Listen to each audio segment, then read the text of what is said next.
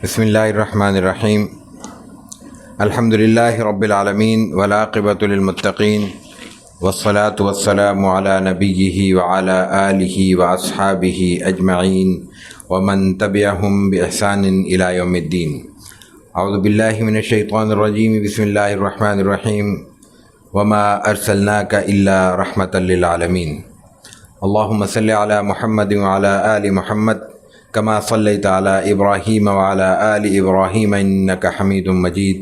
अल्लाहुम्मा बारिक अला मुहम्मद व अला आलि मुहम्मद कमा बारकता अला इब्राहीम व अला आलि इब्राहीम इन्नका हमीदुम मजीद।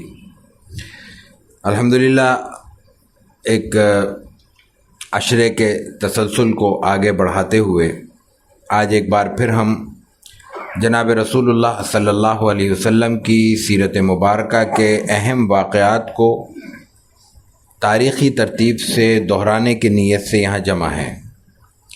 जनाब रसूलुल्लाह सल्लल्लाहु अलैहि वसल्लम की सीरत हमारे लिए ईमान के तकाज़ों में से एक तकाज़ा है, और उस सीरत को जानना, उससे वाक़फ़ियत हासिल करना, उसको पढ़ना और समझना। लेकिन मकासिद सीरत, मुताले सीरत, इसकी ज़रूरत, अहमियत पर बहुत गुफ्तगू होती रहती है। इसलिए इन मकासिद को हम ज़िम्नन ज़ेर बहस लाने की कोशिश करेंगे, उनकी तरफ इशारों की भी कोशिश करेंगे, लेकिन हम अपनी बात का आगाज़ बराह रास्त सीरत तय्यबा और फिर मकासिद बेसत से इस बार करना चाहेंगे। ये सिलसिला हाय नशिस्त है, आप सब जानते हैं। 3 दिनों पर मुश्तमिल नशिस्त होगी इंशाअल्लाह। आज, कल और परसों इतवार को इसका इख्तिताम होगा, और हस्ब रिवायत इसकी तरतीब यही रहेगी कि दरमियान में हम इशा के करीब, इशा के अज़ान के बाद नमाज इशा और चाय के लिए वक्फ़ा करेंगे, और उसके बाद फिर इख्तिताम पर जितनी अल्लाह ताला तौफीक दे दूसरी नशिस्त के बाद माहज़र पर हम आज के सिलसिले को मुकम्मल करेंगे। यही मामूल कल और परसों भी इंशाअल्लाह रहेगा। रसूलुल्लाह सल्लल्लाहु अलैहि वसल्लम की सीरत मुबारका के हवाले से गुफ्तगू करते हुए यकीनन कुछ सवालात भी ज़हनों में आ सकते हैं। कोई बात हमारे ख़्याल में मुमकिन है कि मुकम्मल हो, लेकिन वो मुकम्मल ना हो, कुछ सवालात उससे पैदा हो रहे हों। तो इब्तदाई में मेरी गुजारिश ये भी होगी कि वो सवालात नोट फरमा लीजिए, और आखिरी रोज़ इंशाअल्लाह हम, अगर आपके सवालात होंगे तो उन पर भी हम गुफ्तगू करेंगे। लेकिन सवाल ज़हन में आम तौर पर महफूज नहीं रह पाता, इसलिए अगर उसको लिख लिया जाए तो वो पर आसानी रहेगी, और लिखे हुए सवाल का जवाब देना भी थोड़ा सा आसान होता है कि बात मरबूत होती है और मुकम्मल होती है। हम आज की नशिस्त का आगाज़ रसूलुल्लाह सल्लल्लाहु अलैहि वसल्लम की बेसत मुबारका के मकासिद से करना चाहते हैं। मकासिद बेसत आम तौर पर बयान होते हैं, उनमें कोई नई बात शायद न हो, लेकिन नई बात होगी इस एतबार से कि रसूलुल्लाह सल्लल्लाहु अलैहि वसल्लम के मकासिद बयान करते हुए हम कुरान करीम की उन आयात को, महज उन आयात को पेश नज़र रखते हैं जिनमें अल्लाह के रसूल सल्लल्लाहु अलैहि वसल्लम के हवाले से, खुसूसन रसूलुल्लाह सल्लल्लाहु अलैहि वसल्लम के हवाले से बेसत का मकसद 4 निकाती बयान किया गया है। यतलू अलैहिम आयातिही व युज़क्कीहिम व युअल्लिमुहुमुल किताब वल हिकमा। लेकिन कुरान करीम में और रसूलुल्लाह सल्लल्लाहु अलैहि वसल्लम की सीरत मुबारका और आपके अक़वाल मुबारका में उसके अलावा भी मकासिद बयान हुए हैं। उन मकासिद को आम तौर पर ज़ेर बहस नहीं लाया जाता, तो इसलिए इरादा ये हुआ कि इस बार बात का आगाज़ यहाँ से किया जाए। कुरान करीम में, जैसा कि अभी हमने आपके सामने अर्ज़ किया कि आप अलैहिस्सलातु व तस्लीम की बेइज्जत के मकासिद मुख्तलिफ़ जगहों पे बयान किए गए हैं। एक जगह इरशाद है, रब्बना वबाअस फ़ीहिम रसूलन मिनहुम यतलू अलैहिम आयातिही व युअल्लिमुहुमुल किताब वल हिकमत व युज़क्कीहिम। ये आयत قرآن کریم کے بالکل ابتدا میں ہے اور اس کا ایک خاص پس منظر ہے۔ جب حضرت ابراہیم اور حضرت اسماعیل علی نبینا و علیہم الصلاۃ والتسلیم بیت اللہ کی بنیادیں اٹھا رہے تھے، اس وقت انہوں نے یہ دعا کی تھی، یعنی حضرت ابراہیم حضرت اسماعیل رسول اللہ صلی اللہ علیہ وسلم کو بھیجنے کی دعا فرما رہے ہیں اللہ تعالیٰ سے۔ یہ دعا یہ ہے، اور اس میں جو مقاصد بیان کیے گئے کہ کیوں بھیجے، مقاصد بعثت کا مطلب سادہ لفظوں میں یہ کہ آپ کو کیوں بھیجا جائے، آپ صلی اللہ علیہ وسلم بہت بڑا انعام ہے اللہ کا، کیوں ہے انعام، یہ دنیا انسانیت کو کیوں عطا کیا گیا، تو اس میں کیا فرمایا، کیوں بھیجے، حضرت ابراہیم کیوں مطالبہ کر رہے ہیں، یتلو علیہم آیاتی کا، تیری آیتیں پڑھ کے سنائے، آیتیں قرآن کریم، وَيُعَلِّمُهُمُ الْكِتَابَ وَالْحِكْمَةَ، قرآن الگ پڑھ کے سنائے، پھر ان کو سکھائے۔ قرآن پڑھنا الگ ہے، سکھانا الگ ہے۔ پڑھنے سے تعلق لفظ ہے، لفظ کی ادائیگی ہے، اس کو ضبط کرنا ہے، اس کی تحریر ہے، اس کا املا ہے، یہ سب چیزیں تعلق رکھتی ہیں متن سے۔ اور سکھانے کا مطلب ہے ان لفظوں کے اندر کیا جواہر پوشیدہ ہیں، کیا حکمتیں محفوظ ہیں۔ جب قرآن کریم کہتا ہے کہ ذالک الکتاب لا ریب فیہ، تو اس کا مفہوم کیا ہے؟ قرآن کریم کہتا ہے کہ وَلَقَدْ يَسَّرْنَا الْقُرْآنَ لِلذِّكْرِ فَهَلْ مِن مُدَّكِرٍ، تو اس سے کون سی دنیا علم ہمارے سامنے روشن ہوتی ہے۔ تو ایک ایک آیت میں، ایک ایک لفظ میں، ایک ایک جملے میں، ایک ایک صورت میں کیا کیا نعمتیں اور رحمتیں اور اللہ تعالیٰ کے پیغامات کی مختلف شکلیں پنہائیں۔ یعلمہم الکتاب والحکمہ، یہ یعلم ہے، تعلیم کتاب ہے، اور حکمت یہ پھر آگے کا مرحلہ ہے، ابھی میں آگے چل کے اس پہ عرض کرتا ہوں۔ ویزکی، اور پھر ان کا صرف علم دے کر، معلومات فراہم کر کے ان کو چھوڑنا مقصود نہیں ہے، بلکہ ان معلومات کے ذریعے، اس علم کے ذریعے، قرآن کی روشنی اور قرآن کے نور کے ذریعے ان کو اندر سے انسان بنانا ہے، تاکہ اندر کا اور باہر کا انسان ایک جیسا ہو سکے۔ یہ تزکیہ ہے۔ اس کی لمبی چوڑی تعریفیں کر لیں، تصوف کے حوالے سے لمبے چوڑے بحثیں ہم کر لیں، خلاصہ یہی بنتا ہے کہ اندر کا اور باہر کا انسان ایک ہو جائے، یہ تصوف ہے۔ یہ ریاضتوں سے ہو جائے، یہ کسی صاحب نظر کی ایک ہی برکت سے ہو جائے، کسی کے پاس بیٹھ کے اس کی صحبت سے فائدہ اٹھاتے ہوئے کوئی یہ فائدہ اٹھا لے، کر لے، مقصد یہ ہے۔ ورنہ اس کے علاوہ جتنی تصوف کی رسمیں ہیں، روایتیں ہیں، طریقے ہیں، وہ سب بیکار قرار پاتے ہیں اگر برسوں اور صدیوں کی ریاضت کے باوجود انسان اپنے اندر چھپے ہوئے درندے کو انسان نہ بنا سکے۔ انسانوں میں بیٹھ کر انسانوں کے لیے مصیبت بن جائے تو وہ انسان نہیں ہے۔ انسان وہ ہے جس سے دوسرے انسان راحت پائیں، سکون پائیں، جس کے پاس بیٹھ کر کم سے کم درجے میں یہ اطمینان ہو کہ یہاں سے مجھے آج کی بات کر رہا ہوں اپنے دیسوں کی، کہ اس سے نقصان نہیں ہوگا، کم سے کم درجہ، فائدہ تو اگلا مرحلہ ہے۔ یہ 4 مقاصد اس آیت میں بیان ہوئے۔ اس کے بعد پھر یہی مفہوم دوسری آیت میں قرآن کریم کے اسی صورت میں چند آیتوں کے بعد دوبارہ دہرایا جاتا ہے۔ کما ارسلنا فیکم رسولا منکم یتلو علیکم آیاتنا ویزکیکم ویعلمکم الکتاب والحکمۃ ویعلمکم ما لم تکونوا تعلمون۔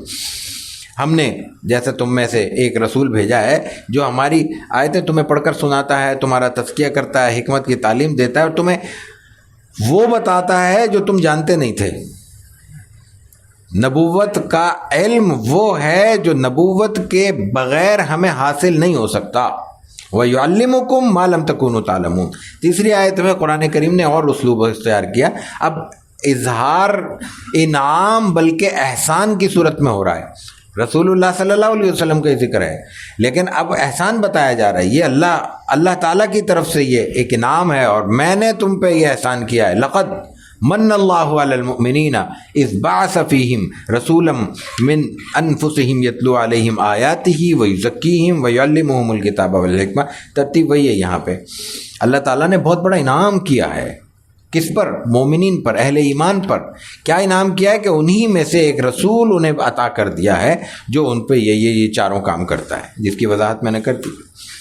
اب پہلی چیز ہے تلاوت، قرآن کریم پڑھنا، یہ اللہ کا انعام ہے اور رسول اللہ صلی اللہ علیہ وسلم کی سنت ہے۔ یہ الگ طریقہ ہے، یہ الگ سنت ہے، یہ الگ ضابطہ ہے، یہ الگ قاعدہ ہے، اور یہ الگ ایک بعثت کا مقصد ہے رسول اللہ صلی اللہ علیہ وسلم کا۔ تو تلاوت کسی بھی صورت میں ایسی چیز نہیں ہے جس کا کوئی متبادل موجود ہو۔ قرآن کو سمجھنا الگ مقصد ہے، لیکن قرآن سمجھنے سے پہلے قرآن کریم کو قرآن کریم کے طرز پر پڑھنا یہ تلاوت ہے۔ اپنی منچائی طریقے سے پڑھنا قرآن کریم کی تلاوت نہیں ہے، الٹا سیدھا، مجہول، بغیر مخارج کی ادائیگی کا خیال رکھے، بغیر اس کے ضابطے کو پیش نظر رکھے، جہاں چاہا کھینچ دیا، جہاں چاہا رک گئے، جہاں کا چاہا چل پڑے، یہ قرآن کریم پڑھنا نہیں ہے۔ چاہے ہم جتنا بھی اس انداز سے پڑھ کے اپنے آپ کو، اپنے دل کو مطمئن کرتے رہیں، پڑھنا کیا ہے؟ قرآن کریم کو قرآن کی طرح پڑھنا، اس طرح پڑھنا جس طرح قرآن نازل ہوا اور جس طرح پڑھنے کا حکم دیا گیا، یہ پہلی چیز ہے۔ تو یہاں سے وہ سارے مسائل حل ہو سکتے ہیں جو ہمارے ذہنوں میں الجھن پیدا کرتے ہیں کہ اگر لفظ ہیں ان کو پڑھا نہ جائے، ان کو پڑھ لیا جائے تو اس سے کیا فائدہ ہوگا؟ اس سے سب سے بڑا فائدہ یہ ہوگا کہ ایک مقصد بعثت مکمل ہو رہا ہے اللہ کی طرف سے۔ یہ لمبی چوڑی بحث ہے، اس پہ ہم اس وقت نہیں جائیں گے، لیکن بات کی وضاحت کے لیے اتنا کہنا کافی ہے کہ قرآن کریم کی محض تلاوت الگ سے عبادت ہے، الگ سے اللہ تعالیٰ کی طرف سے لازم کردہ ایک فریضہ ہے، ایک ذمہ داری ہے۔ کیوں ہے؟ اس پر پھر کبھی بات ہوگی، ذمہ داری ہے۔ آگے چلیے، آگے چلنے سے پہلے ایک بات اور عرض کر دیں۔ یہ جو کہا جاتا ہے کہ قرآن کریم کو اگر سمجھ کے نہ پڑھا جائے تو اس کا کیا فائدہ؟ قرآن کریم کے بالکل شروع میں سورہ فاتحہ کے بعد آغاز کہاں سے ہوتا ہے؟ الف لام میم ذالک الکتاب لا ریب۔ اس کو ذرا مفہوم پڑھ کے سمجھا دیں کہ الف لام میم کا مطلب کیا ہے، اور اگر نہیں مطلب معلوم تو پھر اس کو قرآن سے حذف کر دیا جائے، کیونکہ مطلب نہ سمجھا جائے تو پڑھنے کا کوئی فائدہ نہیں ہے۔ اللہ تعالیٰ تو یہیں سے آغاز کر کے سمجھا رہا ہے کہ اس کو پڑھنا الگ ہے، الگ مقصد ہے۔ اور پھر حضرت عبداللہ ابن مسعود رضی اللہ تعالیٰ عنہ کی جو روایت میں اس کا ثواب بیان کیا گیا، اس کی مثال یہی دی گئی، لا اقول الف لام میم حرف بل الف حرف ولام حرف ومیم حرف۔ یہ رسول اللہ صلی اللہ علیہ وسلم کے الفاظ ہیں، عبداللہ ابن مسعود رضی اللہ تعالیٰ عنہ کی روایت ہے کہ الف بھی حرف ہے، لام بھی حرف ہے، میم بھی حرف ہے، اور تینوں پہ 10 نہیں کیا تو الف لام میم پڑھنے والے کو 30 نیکیاں ملیں گی۔ یہ الگ مقصد ہے، لیکن یاد رکھنے کی چیز یہ ہوتی ہے کہ ایک مقصد دوسرے مقصد سے کبھی ٹکراتا نہیں ہے، اور ایک مقصد کبھی دوسرے مقصد کے لیے کافی نہیں ہوتا۔ ایک مقصد ہے قرآن کی تلاوت، پھر دوسرا مقصد ہے قرآن کو سمجھنا، اور وہ الگ مقصد ہے، اور اسی درجے کا مقصد ہے جس درجے کی تلاوت کرنا مقصد ہے، اس سے بھی شاید زیادہ مقصد ہے، کیونکہ قرآن بنیادی طور پہ ہمارے لیے 2 ہی لفظ استعمال کیے ہیں اپنے لیے کہ قرآن کیوں نازل کیا گیا، ہدی للناس اور ہدی للمتقین۔ اس کا یہ الگ موضوع ہے، کبھی بات کریں گے، لیکن یہ ہدایت ہے انسانیت کے لیے۔ تو ہدایت کیسے ملے گی؟ لفظوں کو پڑھ کر، اس کا مفہوم سمجھ کے، اس کے اندر متن کے اندر موجود جواہر کو نکال کر اس سے فائدہ اٹھا کے، ورنہ اس کو لپیٹ کے جتنا مرضی رکھا جائے وہ ہمارے لیے مفید نہیں ہو سکتا۔ تو 2 مقصد ہیں، تیسرا تلاوت کتاب، اور چوتھا ہے تیسرا جو ہے نا تعلیم حکمت، اور چوتھا ہے تزکیہ نفس۔ تزکیہ پہ تو ہم بات کر چکے، لیکن حکمت کیا ہے؟ حکمت کو تھوڑا سا وضاحت کرنا مقصود ہے، لیکن اس میں لمبی چوڑی بات کی اس لیے ضرورت نہیں ہے کہ یہ بنیادی ہمارا مقصد نہیں ہے۔ حکمت کے بارے میں صرف اتنا سمجھ لینا کافی ہے کہ قرآن کریم کی وضاحت کرتے ہوئے جناب رسول اللہ صلی اللہ علیہ وسلم نے جو کچھ فرمایا، جس طرح فرمایا، وہ سب کا سب حکمت ہے۔ قرآن حکیم میں سب کچھ اصولی طور پر موجود ہونے کے باوجود ہر بات اپنی جزوی تفصیلات کے ساتھ موجود نہیں ہے۔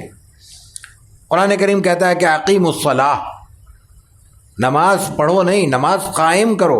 اب وہ قیام نماز کیسے ہوگا، قیام صلاۃ کیسے ہوگا؟ یہ رسول اللہ صلی اللہ علیہ وسلم کی تعلیم سے اور آپ کی سنت سے معلوم ہوگا۔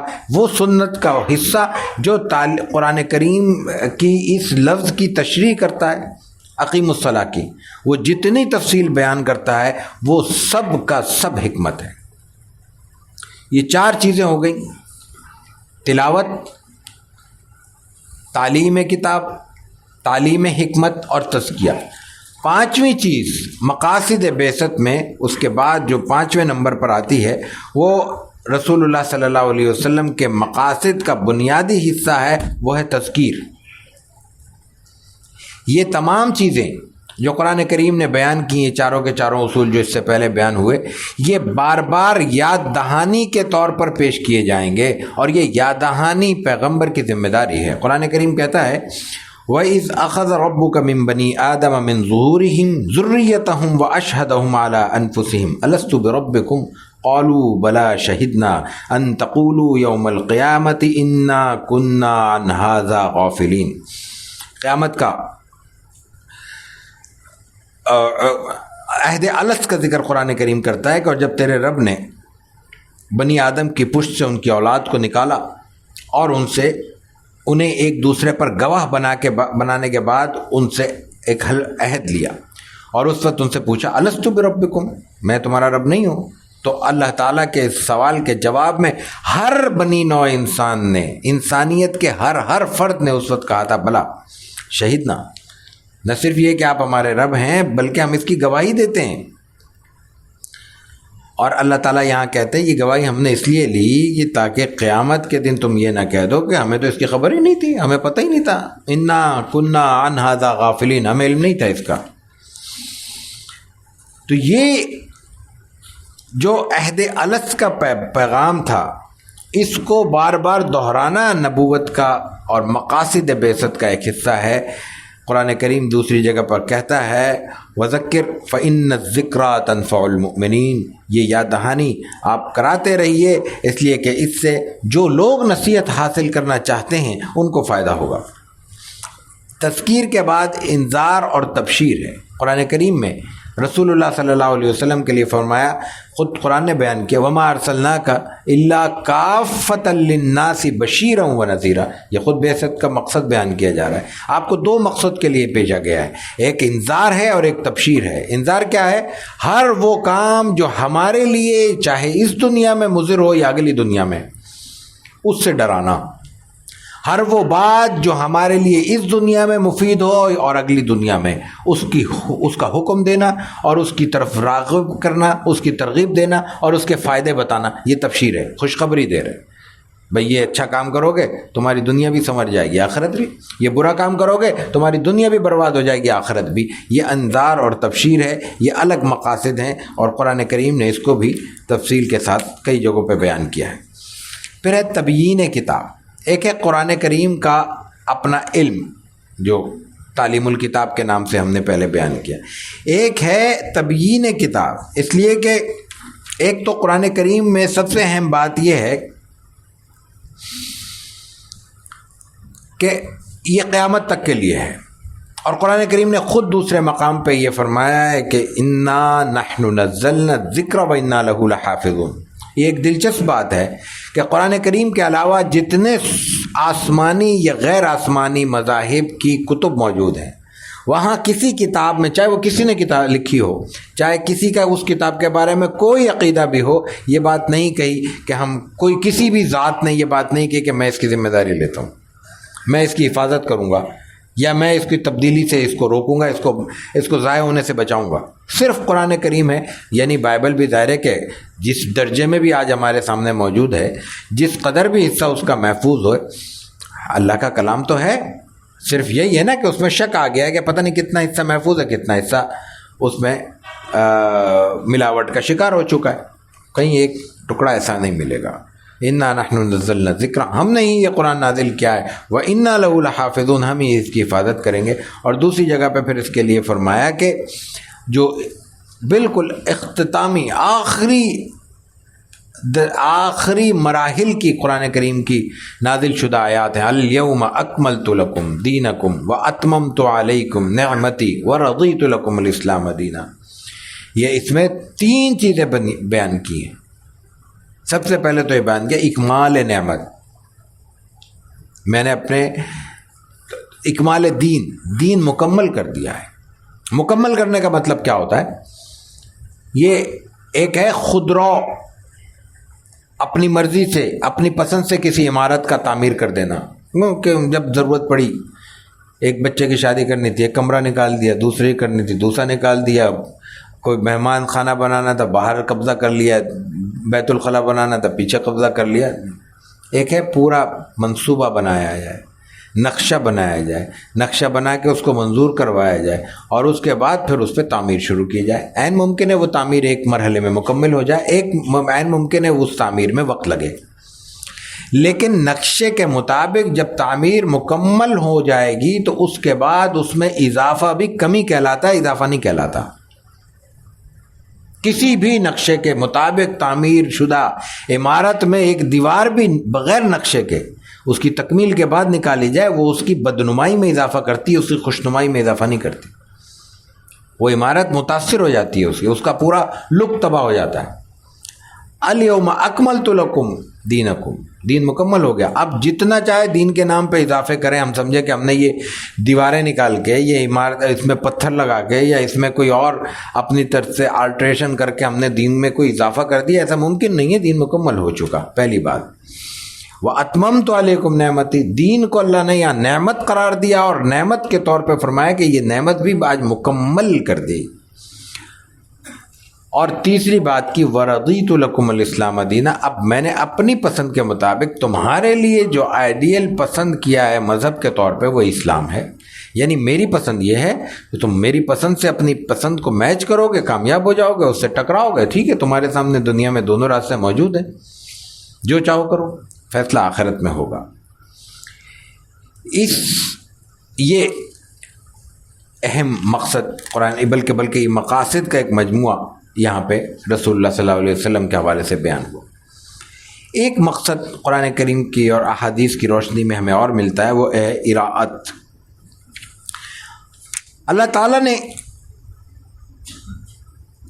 ہمیں جو دین عطا کیا ہے وہ بنیادی طور پہ فہم اور فراست کی چیز ہے، حکمت کی چیز ہے، عقل اور دانائی کی چیز ہے۔ یہ بات کہتے ہوئے بھی عجیب لگتا ہے، اس لیے کہ اب تو دین کا مفہوم یہ ہم لوگوں کی، ہم جیسوں کی حماقتوں سے یہ سمجھ میں آتا ہے کہ جہاں دین کی بات ہوگی وہاں عقل و فہم و شعور کی بات کرنا اپنی عقل کا خود ماتم کرنے کے مترادف ہے۔ جہاں دین کا کوئی کام کیا جائے گا تو جیسے چاہو منہ اٹھاؤ اور کر ڈالو، کوئی نظم و ضبط، کوئی منصوبہ، کوئی مستقبل سے ماضی کو منسلک کرنے کی روایت، کوئی امکانی طور پہ جو اس کے اثرات ہو سکتے ہیں ان کا ذہن میں خاکہ بنانا، ان کی سے حفاظت کرنا اپنے آپ، کچھ بھی سوچنے کا سوال ہی نہیں۔ جو دین کا بنیادی تصور ہے وہ ہے حکمت اور فہم اور فراست، اور اسی کا نام حدیث مبارکہ میں اراءت آیا ہے۔ اراءت کا مفہوم یہی ہے کہ آپ علیہ الصلاۃ والتسلیم اپنے سمجھ بوجھ اور فہم اور فراست سے فیصلے فرماتے تھے۔ وہ جو آپ کی فہم اور فراست آپ کے فیصلوں میں، آپ کے طریقہ کار میں، آپ کے عمل میں نظر آتی ہے، وہ ایک بنیادی مقصد ہے۔ اور قرآن کریم نے جب دوسرے مقامات پہ اللہ کے رسول صلی اللہ علیہ وسلم کے فیصلوں کو یہ اہمیت عطا کی، اس کا بنیادی سبب یہی ہے، فَلَا وَرَبِّكَ لَا يُؤْمِنُونَ حَتَّى يُحَكِّمُوكَ فِي مَا شَجَرَ بَيْنَهُمْ ثُمَّ لَا يَجِدُوا فِي أَنفُسِهِمْ حَرَجًا مِّمَّا قَضَيْتَ وَيُسَلِّمُوا تَسْلِيمًا۔ آپ کے رب کی قسم، وہ ہرگز مسلمان نہیں ہوں گے جب تک کہ وہ آپ کو اپنے آپس کے فیصلوں میں آپ کو منصف نہ بنا دیں، اور پھر جو آپ کا فیصلہ ہو اس کو قبول کر لیں، اس میں دلوں میں تنگی محسوس نہ کریں۔ قرآن کریم نے یہ بات کئی جگہوں پہ بیان کی ہے، اور ایک سے زائد مقام پہ قرآن کریم یہ پیغام دیتا ہے کہ یہ اصل چیز ہے کہ اللہ کے اور اللہ کے رسول صلی اللہ علیہ وسلم کے فیصلوں کو دل سے قبول کیا جائے۔ فَإِن تَنَازَعْتُمْ فِي شَيْءٍ فَرُدُّوهُ إِلَى اللَّهِ وَالرَّسُولِ۔ اگر کوئی معاملہ، ظاہر ہے کہ انسانی معاملہ ہے، انسانی رائے میں، انسانی عمل میں اختلاف ہوگا، اس میں دو رائے نہیں ہو سکتی، اس اختلاف کا حل کیا ہے؟ اس کا حل قرآن کریم نے دو نقطوں کی صورت میں پیش کیا۔ فَإِن تَنَازَعْتُمْ فِي شَيْءٍ، کسی بھی معاملے میں تمہارا جھگڑا ہو جائے، فَرُدُّوهُ إِلَى اللَّهِ وَالرَّسُولِ، اللہ اور رسول کی طرف اس کو پھیر دو۔ اللہ اور رسول کی طرف کیا ہے؟ اللہ کی طرف قرآن ہے، رسول کی طرف حدیث اور سنت رسول صلی اللہ علیہ وسلم، سیرت مطہرہ ہے رسول اللہ صلی اللہ علیہ وسلم کی، اور وہاں جا کے فیصلہ کرا لو کہ کون سی بات درست ہے، کون سی بات درست نہیں ہے۔ جو بات وہاں سے معلوم ہو جائے وہی حضور کا فیصلہ ہوگا، وہی قرآن کا اللہ کا فیصلہ ہوگا، وہ تسلیم کر لو، یہ اسلام ہے۔ اراد کے بعد ایک مقصد دعوت و تبلیغ ہے، اس پہ کوئی لمبی چوڑی بات کی ضرورت نہیں ہے۔ یہ بنیادی مقاصد تھے رسول اکرم صلی اللہ علیہ وسلم کے، جن کی بنیاد پر اللہ تعالیٰ نے آپ علیہ الصلاۃ والتسلیم کی بعثت فرمائی اور دنیا میں آپ کی رحمت اور آپ کی نعمت ہمیں عطا کی۔ عربوں کی تاریخ، چونکہ ہم نے اس کو تاریخی تسلسل سے سیرت کو بیان کرنا ہے، تو عربوں کی تاریخ جب بھی بیان کی جاتی ہے عربوں کے جغرافیے سے آغاز کیا جاتا ہے۔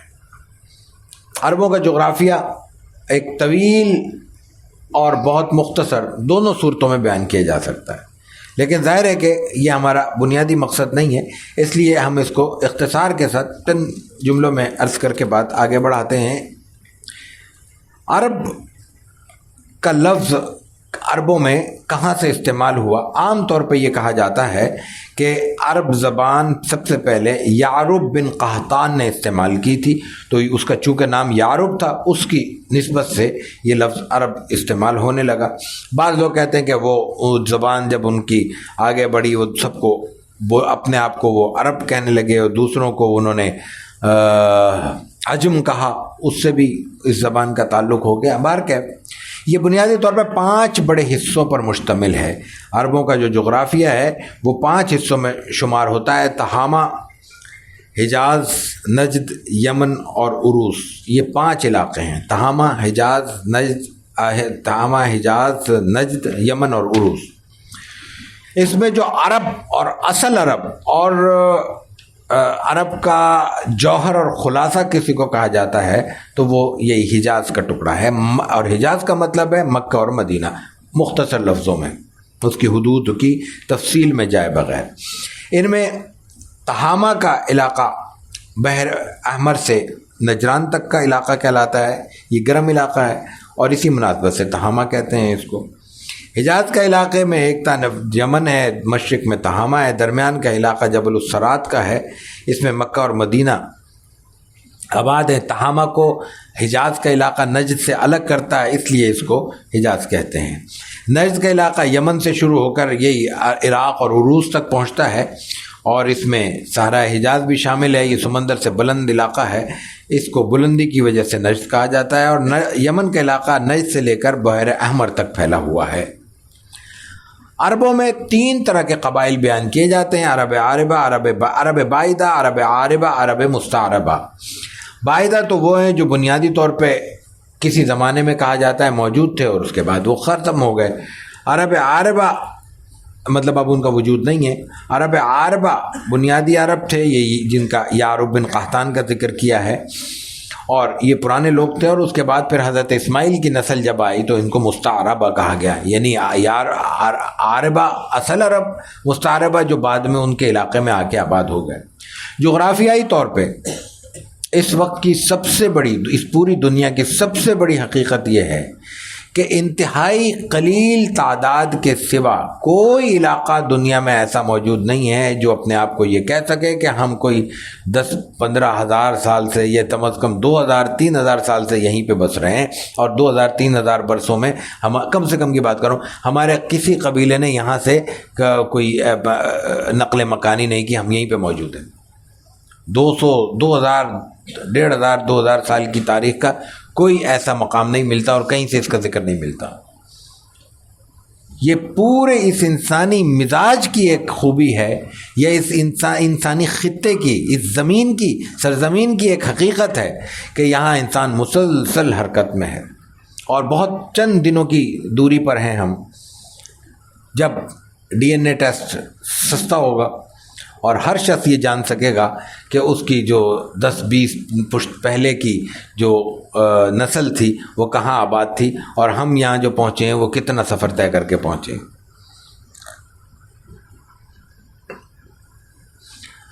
عرب معاشرہ ہر انسانی معاشرے کی طرح کچھ خوبیوں اور کچھ خامیوں کا مجموعہ تھا۔ دنیا میں ہر جگہ یہی ہوتا ہے، ہر قوم کا، ہر قبیلے کا یہی معاملہ ہے کہ اس میں کچھ خوبیاں ہوتی ہیں، کچھ خامیاں ہوتی ہیں۔ مسئلہ یہ ہے کہ عربوں میں جو خوبیاں اور خامیاں تھیں وہ دونوں ایک انتہا پر تھیں۔ اس کی وجہ سے ہم عام طور پہ جب عربوں کا ذکر کرتے ہیں تو ان کی خوبیاں چھوڑ دیتے ہیں اور ان کی خامیاں بیان کرتے ہیں۔ نتیجہ یہ ہے کہ وہ ہم آدھی سچائی بیان کرتے ہیں، اور جب آدھی سچائی انسان کے سامنے ہو تو وہ درست نتائج حاصل نہیں کر سکتا۔ عربوں کی خوبیوں اور خامیوں کو دیکھنے سے پہلے ہمیں یہ دیکھنا چاہیے کہ عربوں کی مذہبی حالت کیا تھی، عربوں میں کیا کیا مذاہب موجود تھے۔ وہ تمام بڑے مذاہب جو اس وقت دنیا میں موجود ہیں، آسمانی مذاہب کے طور پہ یہودیت اور عیسائیت بڑی مذاہب ہیں، وہ وہاں موجود تھے۔ اس کے علاوہ بھی مختلف مذاہب کی شکلیں تھیں۔ یہودیت وہاں پہ ایک عرصے سے موجود تھی، اور اس میں خاص طور سے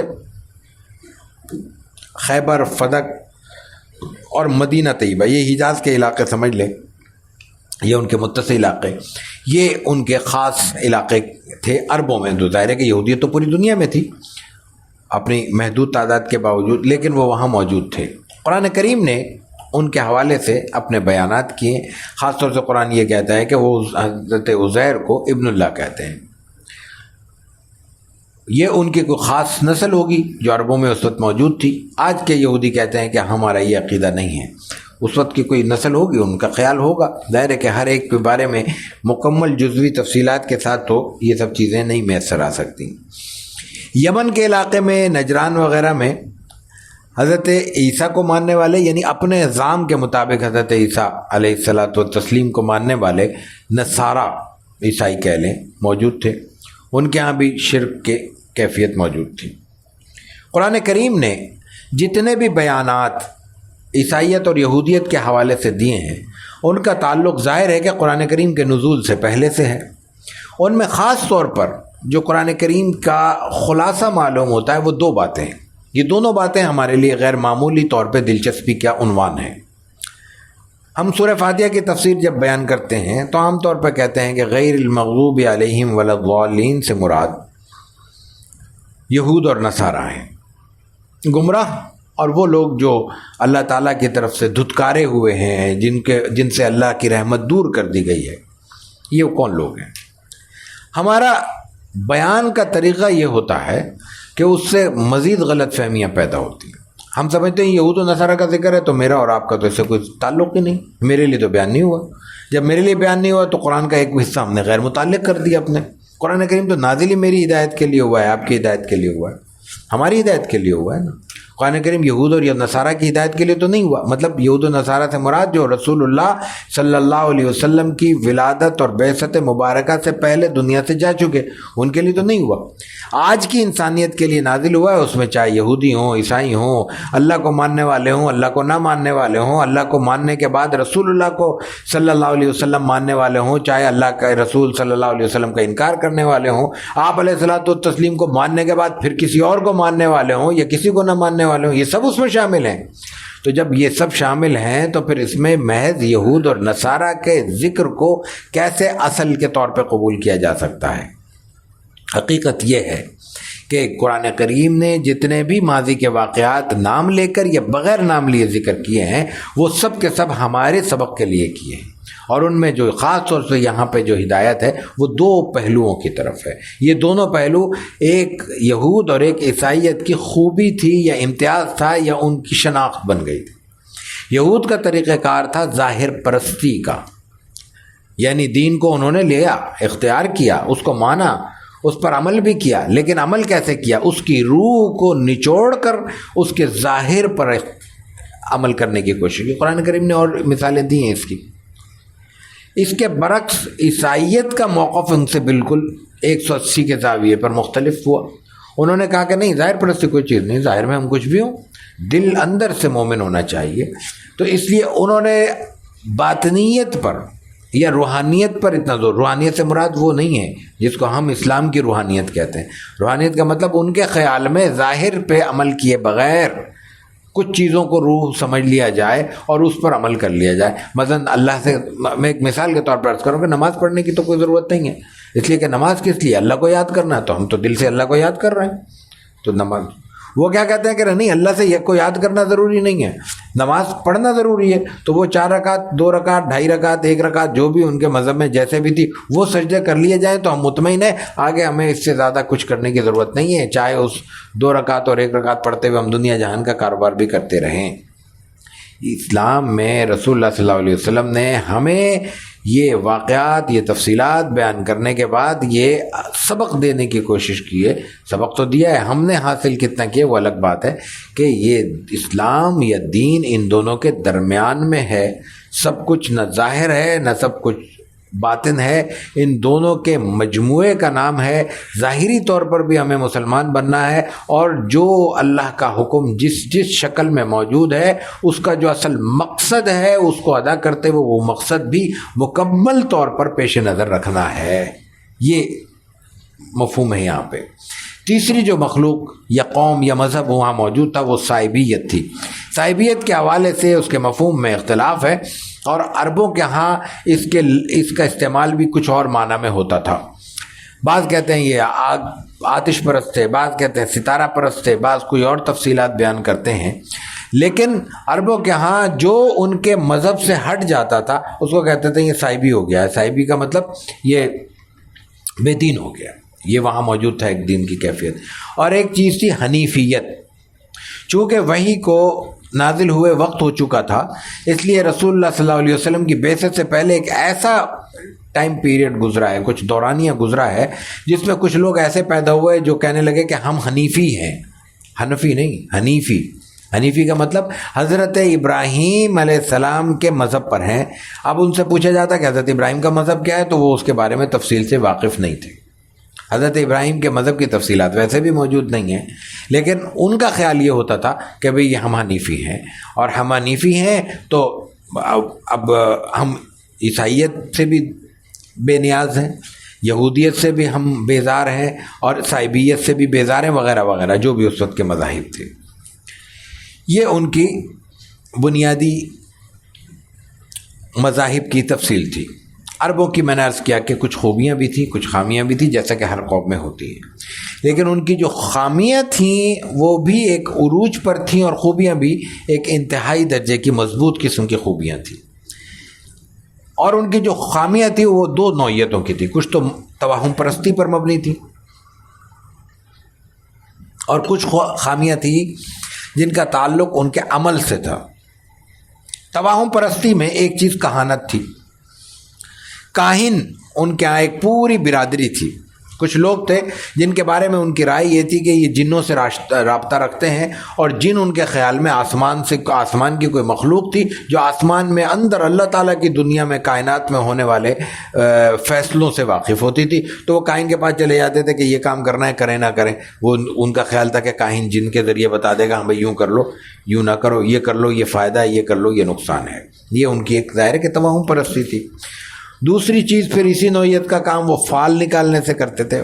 فال نکالنے کی اس میں مختلف شکلیں تھیں، تیر پھینک دیا، مثلا انہوں نے ٹاس کر لیا، بھائی تیر پھینک دیا، یہ لگ گیا تو ٹھیک ہے، نہیں لگا تو سفر کرنا ہے تیر پھینک دو، یا اور 10 شکلیں تھیں فال نکالنے کی، لیکن ہر کام اس سے منسلک تھا۔ سفر کرنا ہے، کاروبار کرنا ہے، رشتے ناطے کرنے ہیں، کسی کو دینا ہے، کسی سے لینا ہے، وہ سب یہ فال بازی کے ذریعے ہوگا۔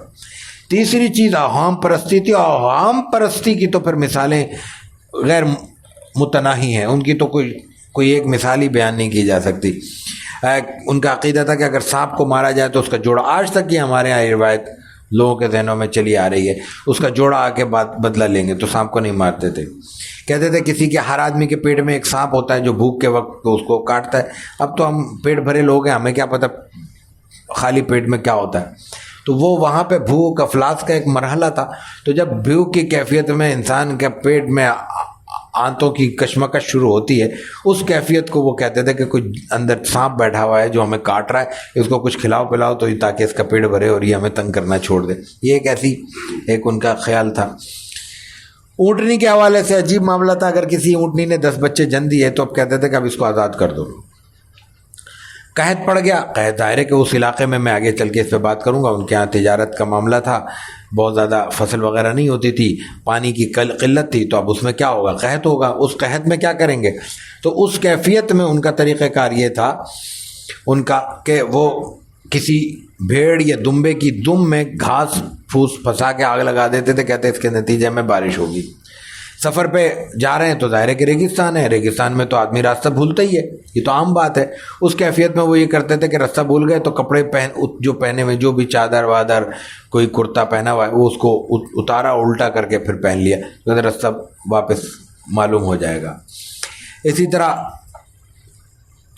لڑائی کے معاملے میں ان کے توہم پرستی بہت زیادہ تھی کہ وہ کوئی روح ہوتی ہے, وہ کھوپڑیوں میں پڑی رہتی ہے اور وہ پھر آتی ہے اور وہ بدلے لیتی ہے, خدا جانے کیا کیا باتیں ان کے ہاں. یہ اس سے اندازہ کیا جا سکتا ہے کہ مذہب اصل جو سبق اس میں ہے نا وہ بڑا دلچسپ ہے. آج ہم یہ باتیں سنتے ہیں کہ مذہب ہماری ضرورت نہیں رہا, اور اس کی 10 طرح کی توجہ دی جاتی ہے کہ مذہب کی وجہ سے تو اب ہمارا کوئی کام نہیں رکا ہوا, سائنس نے تو سارے مسائل حل کر دیے ہیں. اس بہت تفصیلی بحث میں پڑھنے کا یہ موقع نہیں ہے. ایک بات, جب جس معاشرے نے, میں صرف مذہب کی بات کر رہا ہوں, صحیح مذہب کی تو بات ہی نہیں ہو رہی ابھی, مذہب کو اپنے زندگی سے نکالا ہے, اس کے بعد وہ اسی نوعیت کے توہم پرستی کا شکار ہوا ہے. اس لیے کہ اس مذہب کی اللہ تعالیٰ نے اس کائنات, یوں کہہ لیں کائنات کی بنت ایسی اللہ نے رکھی ہے کہ اس میں مذہب کا حصہ قدرتی طور پہ موجود ہے.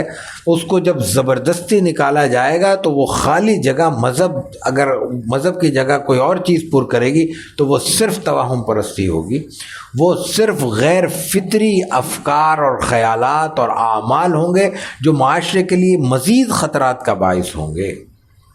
جس چیز سے لوگوں کو اجنبیت محسوس ہوتی ہے اس چیز کا علاج ہونا چاہیے, وہ ہے مذہب پسندوں کی بدعملی یا مذہب کے بارے میں ان کا ان کی غلط فہمی یا بد فہمی یا کج فہمی.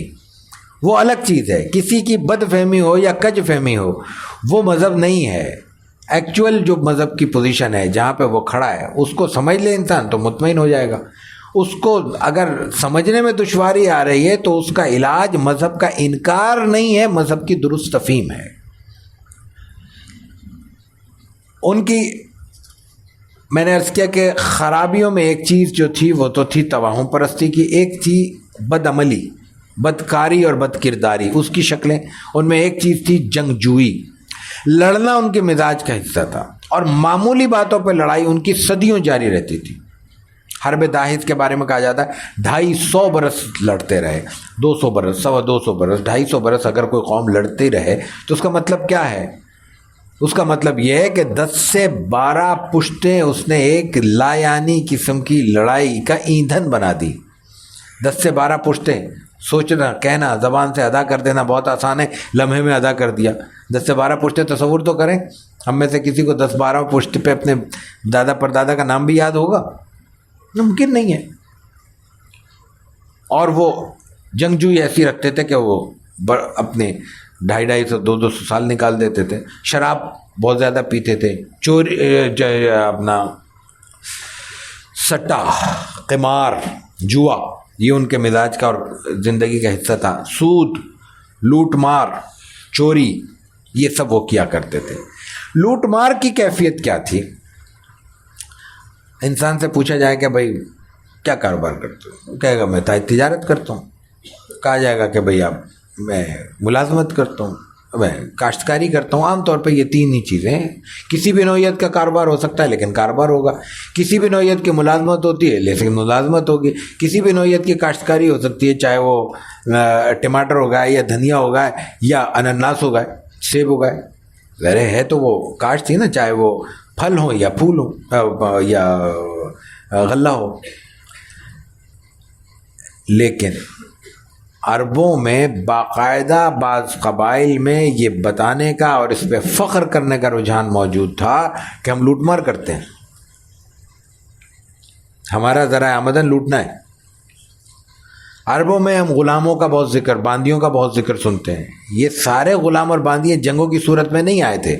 ان میں بہت بڑی تعداد ایسے غلام اور باندیوں کی تھی جو محض لوٹ مار کے نتیجے میں، قافلوں کی لوٹنے کے نتیجے میں وہ غلام بنے تھے. قافلہ جا رہا ہے، اس کو لوٹ لیا گیا، لوٹنے کے بعد جتنے مرد ملے، جتنی عورتیں ملے، ان کو غلام بنا کے مارکیٹ میں بیچ بھی دیا، اور وہ بک بھی گئے اور وہ آگے چلے بھی گئے، پھر دوسرے تیسرے ہاتھوں میں بکتے تھے.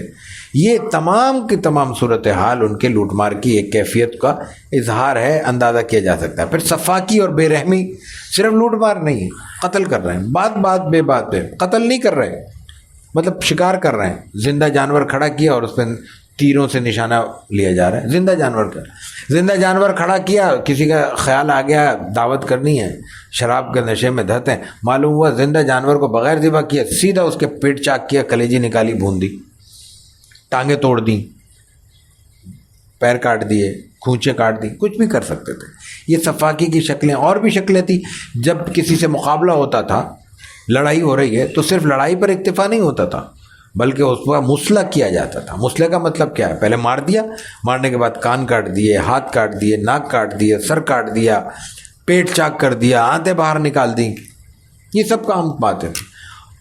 اور یہ بات تو بہت بعد تک ہوتی رہی ہے. بہت سے جنگجو قبائل کا حصہ رہی ہے کہ لڑنے کے بعد صرف مارنے پر اکتفا نہیں ہے، ان کے سروں کو کاٹا جاتا تھا اور پھر ان کو میناروں کی شکل دی جاتی تھی. ابو جہل کا واقعہ کل شاید بیان ہو، بڑا مشہور ہے. بدر میں جب اس کو مارا گیا تو جب جنگ ختم ہو چکی، جب مسلمانوں کو فتح ہو چکی، اب ظاہر ہے کہ میدان کا جائزہ لیا جا رہا ہے کہ کون مر گیا، کون زندہ ہے، کوئی اپنا بندہ بچا پڑا ہے، کوئی دشمن کا ہے، کسی کو مدد کی ضرورت ہے، کوئی صورت ہے، یا جو سامان بکھرا ہوا ہے وہ سمیٹا جائے، لاشوں کو ٹھکانے لگایا جائے. تو اس وقت ابو جہل میں دم موجود تھا. وہ یہ سمجھا کہ یہ عام روایت کے مطابق مسلمان آئے، اب ہماری گردنیں کاٹیں گے. تو کہہ رہا ہے دماغ تو دیکھیں، دماغ تو ہے. کہہ رہا ہے کہ ذرا نیچے سے کاٹنا، اس لیے کہ جب تم سر رکھو تو میرا سر نظر آئے دور سے کہ سردار کا سر ہے، اونچا ہے. مطلب یہاں سے کاٹیں گے تو نیچے رکھا جائے گا، یہاں سے ذرا نیچے سے کاٹیں گے، گردن بھی اس کی لمبی بیان کی جاتی ہے، تو ذرا اونچا نظر آئے گا. تو یہ روایت تھی نا، کاٹتے ہوں گے سر. تو اس نے کہا نا، ان کی روایت تھی، لیکن ظاہر ہے کہ مسلمانوں کو تو وہاں کوئی نمائش کرانی نہیں تھی.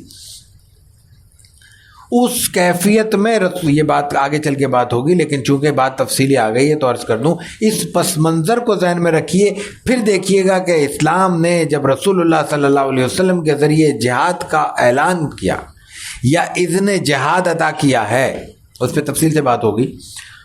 تو کیسے اس جنگجو قوم کو، اسی قوم کے ہاتھ سے دنیا انسانیت کو وہ لڑنے کے اصول عطا کیے ہیں کہ آج کی اپنے خیال کے مطابق مہذب ترین دنیا ان اصولوں سے آگے نہیں بڑھ سکی. کل اس پہ بات کریں گے انشاءاللہ.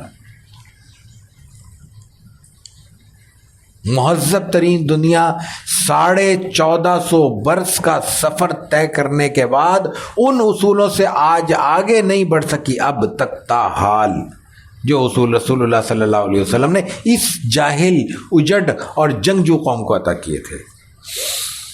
اس کے ساتھ ان میں جہالت کی مختلف شکلیں تھیں. ہر چیز کھا لیتے تھے، حرام ظاہر ہے کہ دین تو ہے ہی نہیں، تو اس وقت تو حلال اور حرام کا تصور نہیں ہے. خون جما لیا جانور کا، اس کو ظاہر ہے خون تو جم جاتا ہے نا، اس کو قاشیں کاٹ کے حلوے کے طور پہ، مطلب حلوے کا مطلب یہ ہے کہ قاشیں جب بن گئی تو وہ حلوے کی ٹکیاں ہی بنی ہیں نا، اس کو کھا رہے ہیں. میں نے عرض کیا کہ جانور کو زندہ کھڑا ہے، اس کو اس کے جسم کا حصہ کوئی لے لیا اور اس کو کھا لیا. اسی طرح مردار کھا لیتے تھے. کھال کا ٹکڑا، اچھا اس کا تعلق غربت سے بھی تھا. کھال کا ٹکڑا، کھال ہے نا، کھال تو نہیں کھائی جاتی، اس کو آگ پہ بھون کے کھا لیا. اس کا تعلق ان کی ضرورت سے بھی تھا، غربت تھی. ظاہر ہے کہ کچھ کھانے کو میسر نہیں ہوگا تو وہ کھائیں گے. آگے مقاطع بنی ہاشم کے واقعات میں یہ بات ملتی ہے کہ اس وقت مسلمانوں کی، یا مسلمانوں کے ساتھ ظاہر ہے اس وقت تو بنی ہاشم تھے، سب مسلمان نہیں تھے، غیر مسلم بھی تھے. تو ان کی فاقہ کشی کا یہ عالم تھا کہ بعض اوقات ان کو کوئی چمڑے کا چھوٹا سا ٹکڑا مل جاتا تھا تو وہ پانی میں ڈبو کے پکاتے تھے. اب ظاہر ہے کہ اس سے کیا پکے گا اور کیا ذائقہ آئے گا، لیکن اپنے آپ کو تسلی دینے کی ایک شکل تھی. فحاشی اور بے حیائی ان کے ہاں عام تھی اور اس کی مختلف شکلیں تھیں. نہا رہے ہیں، قضاء حاجت کر رہے ہیں تو کھلے عام بیٹھ گئے، یا اس کے علاوہ ان کے کوئی الگ سے ستر پوشی کے قاعدے ضابطے نہیں تھے۔ بعض خواتین تک بیت اللہ کا طواف کرتے ہوئے عریانیت کرتی تھی۔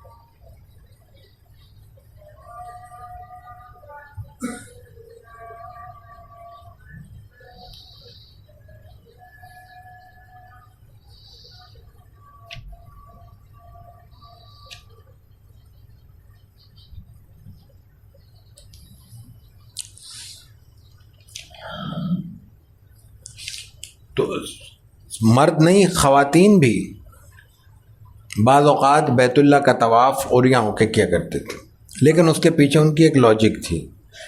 ان کا خیال یہ تھا کہ یہ لباس جو ہم نے پہنا ہوا ہے یہ دنیا کے ایسے غلط کاموں میں استعمال ہوتا ہے جس میں ہم مصروف رہتے ہیں، تو اس گندے لباس کے ساتھ اللہ کے سامنے جانے سے بہتر ہے کہ ہم بغیر لباس کے اللہ کے سامنے جائیں۔ انسان جب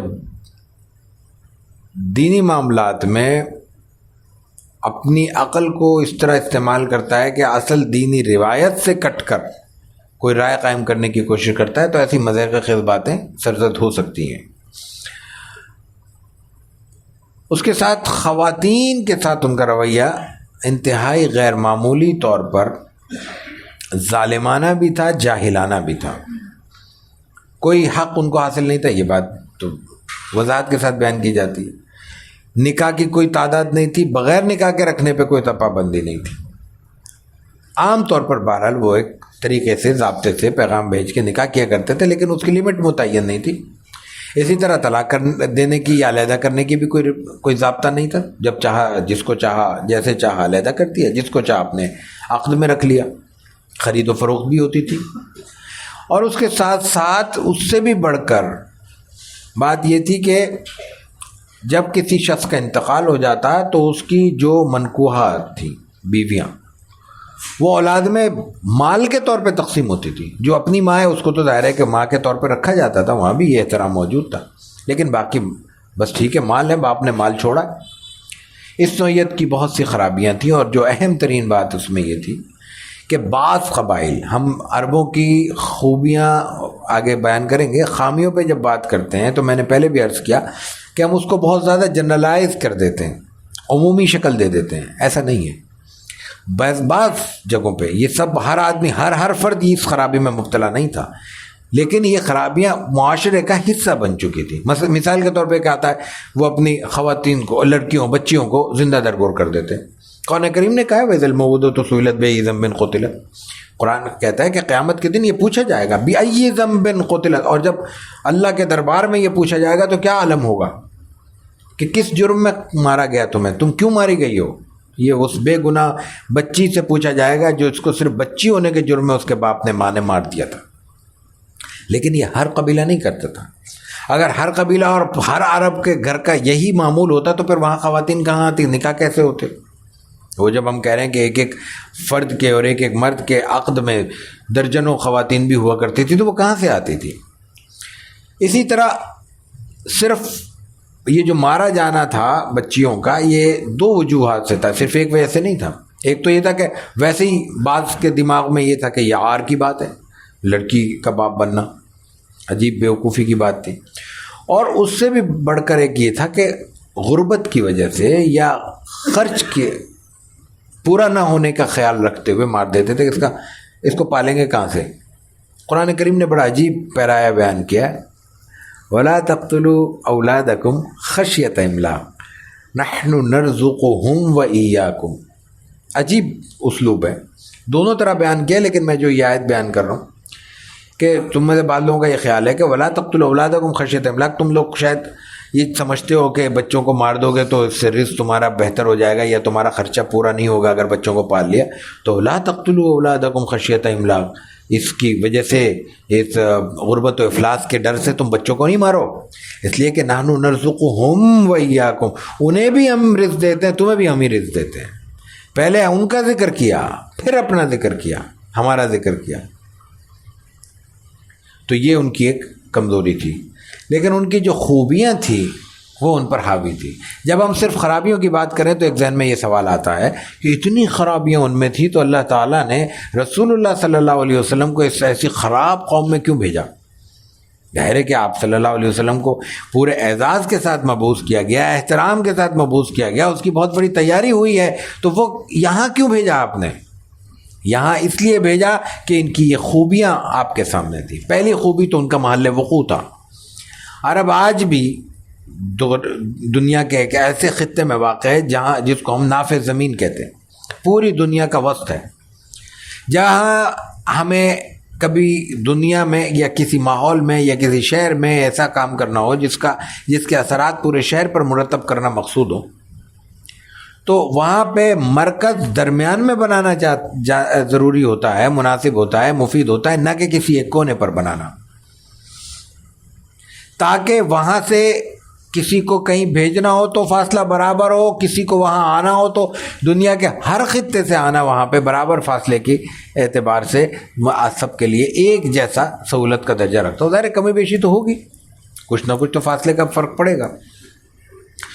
دوسری بات یہ عربوں کی خوبی تھی۔ دوسری بات ان کی صحت نسب ہے، جس کو آج ہم کوئی اہمیت ہی دینے کو تیار نہیں ہے۔ انسان میں آج کی تو جدید تحقیقات نے اس بات کے بہت سے راز کھول دیے ہیں کہ انسان میں بہت سی خوبیاں نسل در نسل منتقل ہوتی ہیں۔ صرف خوبیاں نہیں، خامیاں بھی، اور خاص طور سے جو انسان کی طبعی مسائل ہیں وہ نسل در نسل ایک سے اوپر آگے سے نیچے پیچھے تک جاتے ہیں۔ ان کو سنبھالنا اور ان کی حفاظت کرنا اور پھر ان کو بیان کرنا یا ان کو محفوظ رکھنا ذہنوں میں، ان کو قابل استفادہ رکھنا، یہ اسی وقت ممکن ہوگا جب نسب محفوظ ہوگا، جب یہ علم ہی نہ ہو کہ یہ شخص کون ہے، کہاں سے آیا ہے، کہاں تھا، باپ کون تھا، دادا پردادا کون تھے، تو ظاہر ہے کہ نسب کہاں رہا، اور نسب نہیں رہا تو یہ ان خوبیوں کی بات کہاں سے ہم لائیں۔ تو سب سے بڑھ کر بات یہ تھی کہ ان کے یہاں نسب محفوظ تھا، اور نسب محفوظ رکھنے کے لیے جس چیز نے ان کے یہاں سب سے زیادہ مفید کام کیا وہ ان کا حافظہ تھا۔ وہ چیزوں کو یاد رکھتے تھے، اور حافظہ بہت پریکٹیکل قسم کی چیز ہے۔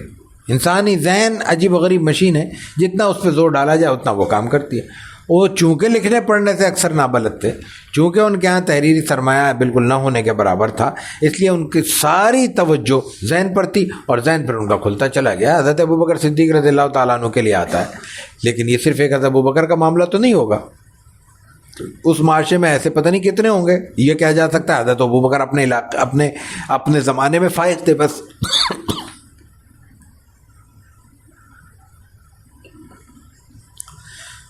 لیکن یہ تو نہیں کہا جا سکتا کہ یہ خوبی محض حضرت ابوبکر کو ہی حاصل تھی کہ ان کو اپنے گھوڑوں کے نسب یاد تھے۔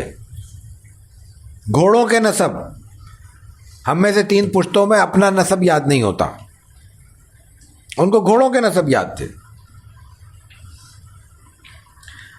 یہ صحت نسب ان کی خوبی تھی۔ دوسری خوبی ان کی آزادی تھی۔ انسان اور ہم اس خطے میں رہتے ہوئے جن مسائل کا شکار ہیں، مذہبی بنیادوں پہ جن مسائل کا شکار ہیں، جن فکری الجھنوں کا شکار ہیں، ان کی اگر جڑ کو کھودا جائے تو آخر میں جہاں پہنچتے ہیں وہ یہی نقطہ ہوتا ہے کہ جناب ہم پر ہونے والی مسلط رہنے والی غلامی کے 150-200 برسیں ہمارے آئندہ پتہ نہیں کتنے ہزار برسوں کے لیے ہمارے ذہن کو مفلوج کر دیا۔ غلامی کے نتیجے میں انسان احساس کمتری کا شکار ہوتا ہے، غلامی کے نتیجے میں انسان اپنی قوت ارادی کھو بیٹھتا ہے، غلامی کے نتیجے میں انسان خوفزدہ ہو جاتا ہے، غلامی کے نتیجے میں انسان کے اندر آگے بڑھنے کی اسپرٹ اور قدرت اور قوت اور صلاحیت سے زیادہ ارادہ اور عزم وہ ختم ہو جاتا ہے اس کے اندر۔ اور اس کی مثال اگر لی جائے تو بہت آسان ہے تو مثال قدیم، سمجھنا بہت آسان ہے۔ ایک ہے کسی تختی پر، کسی سلیٹ پر کوئی پہلے سے نقش موجود ہو، اب ہمیں اگر اس پہ کچھ لکھنا ہے تو اس کے پرانے نقش کو صاف کرنا ہوگا۔ نقش کتنا ہی صاف کر لیا جائے ہلکا پھلکا اثر چھوڑ دیتا ہے۔ اور ایک ایسی پرانی سلیٹ اور تختی لے لی جائے جس پہ ابھی تک کسی کا کوئی نقش لکھا ہی نہیں گیا، جمایا ہی نہیں گیا، تو اس میں ابھرنے والے نقوش کی اہمیت اور افادیت اور اس کی قوت اور قدرت کو ظاہر ہے کہ سمجھا جا سکتا ہے۔ تو عرب سادہ تھے، سادہ سلیٹ کی، ان کے ذہن سادہ سلیٹ کی مانند تھے جن پر کوئی نقش کبھی بھی موجود نہیں تھا۔ اس کا نتیجہ یہ تھا کہ بہت آسانی کے ساتھ ان پر جو جمایا جائے گا وہ جم جائے گا۔ کتابی علم سے ناآشنا تھے، اس پر لمبی چوڑی بات کی ضرورت نہیں۔ 3 صدی کا ایک بڑا مشہور مورخ ہے بلازری، اس نے یہ بات لکھی ہے کہ 17 افراد عربوں میں لکھنا پڑھنا جانتے تھے۔ 17 افراد کا مفہوم یہ نہیں ہے کہ وہ 17 ہی تھے، 17 نام اس کو ملے اس نے درج کر دیے، اسے فگر نہیں دیا، فگر کے ساتھ ان 17 آدمیوں کے نام بھی دیے۔ لیکن جب دوسرے مصادر کو ہم شامل کریں تو ہمیں معلوم ہوتا ہے کہ 17 نہیں تھے، کم از کم 30-32 تھے، 34 ہوں گے، دگنے کر لیں۔ عربوں کی مکے کی جو آبادی ہے اس وقت وہ ہزاروں میں ہے، سینکڑوں میں نہیں ہے۔ یہ یاد رکھنے کی بات ہے، مکہ چھوٹا سا کوئی جزیرہ نہیں تھا، چھوٹا سا محلے کا نام نہیں تھا، ہزاروں گھر تھے۔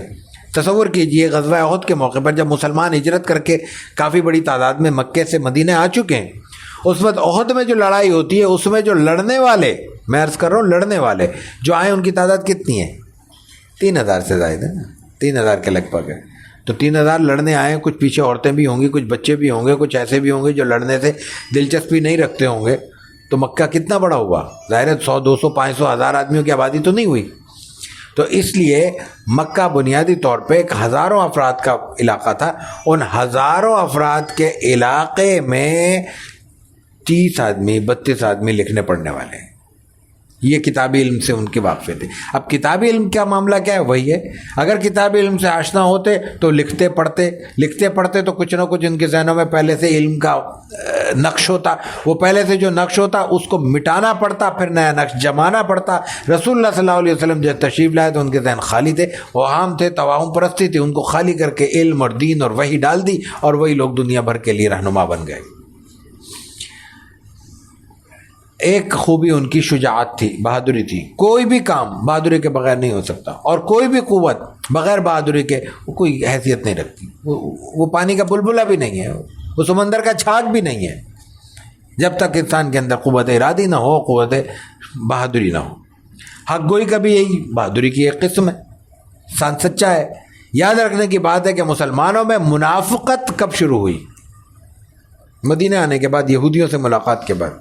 یہود میں سے کچھ لوگ ایسے ہوئے جنہوں نے بظاہر کلمہ پڑھا لیکن دل سے مسلمان نہیں ہوئے۔ مکے میں ایک منافق نہیں تھا، یا مسلمان تھے یا کافر تھے، یہ تھی ان کی حق گوئی کی علامت۔ ساتھ کھڑے ہیں تو کھڑے ہیں، تلوار لی ہوئی ہے، لڑنے کے لیے آمادہ ہیں، مرنے مارنے پر تلے ہوئے ہیں، لیکن جب دماغ میں آ گیا نہیں یہ بات غلط ہے، وہی تلوار رسول اللہ صلی اللہ علیہ وسلم کے قدموں میں رکھ دی گئی، آپ کی طرف سے اسلام کے حق میں استعمال ہونا شروع ہو گئی۔ اس کی مثالیں آگے آئیں گی۔ پھر ان میں ایک عقل اور دانش تھی، حکمت تھی، طریقہ کار تھا غیر معمولی۔ جناب ابو سفیان بعد میں مسلمان ہوئے فتح مکہ کے موقع پر، اس سے پہلے بدر کے واقعے میں دیکھیے کہ وہ جا رہے ہیں قافلے میں، مسلمانوں سے خطرہ ہے کہ حملہ ہو جائے، لڑائی ہو جائے، کوئی مقابلے کی صورت پیش آ جائے۔ اس کیفیت میں وہ ایک جگہ دیکھتے ہیں، کسی سے پوچھتے ہیں کہ بھئی یہاں کوئی گزرے ہیں لوگ؟ انہوں نے کہا بھئی کوئی قافلہ گزرا تھا، تاجر واجر لوگ تھے۔ انہوں نے کہا نہیں دیکھ کرو۔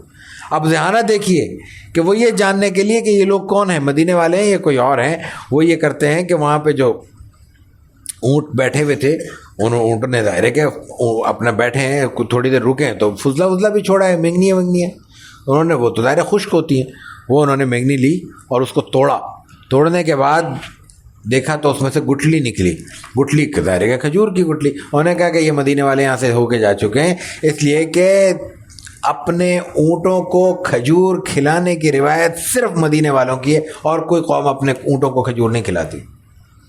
یہ دیانت تھی. اور درجنوں مثالیں اس کی دی جا سکتی ہیں ان کے طریقہ کار کی.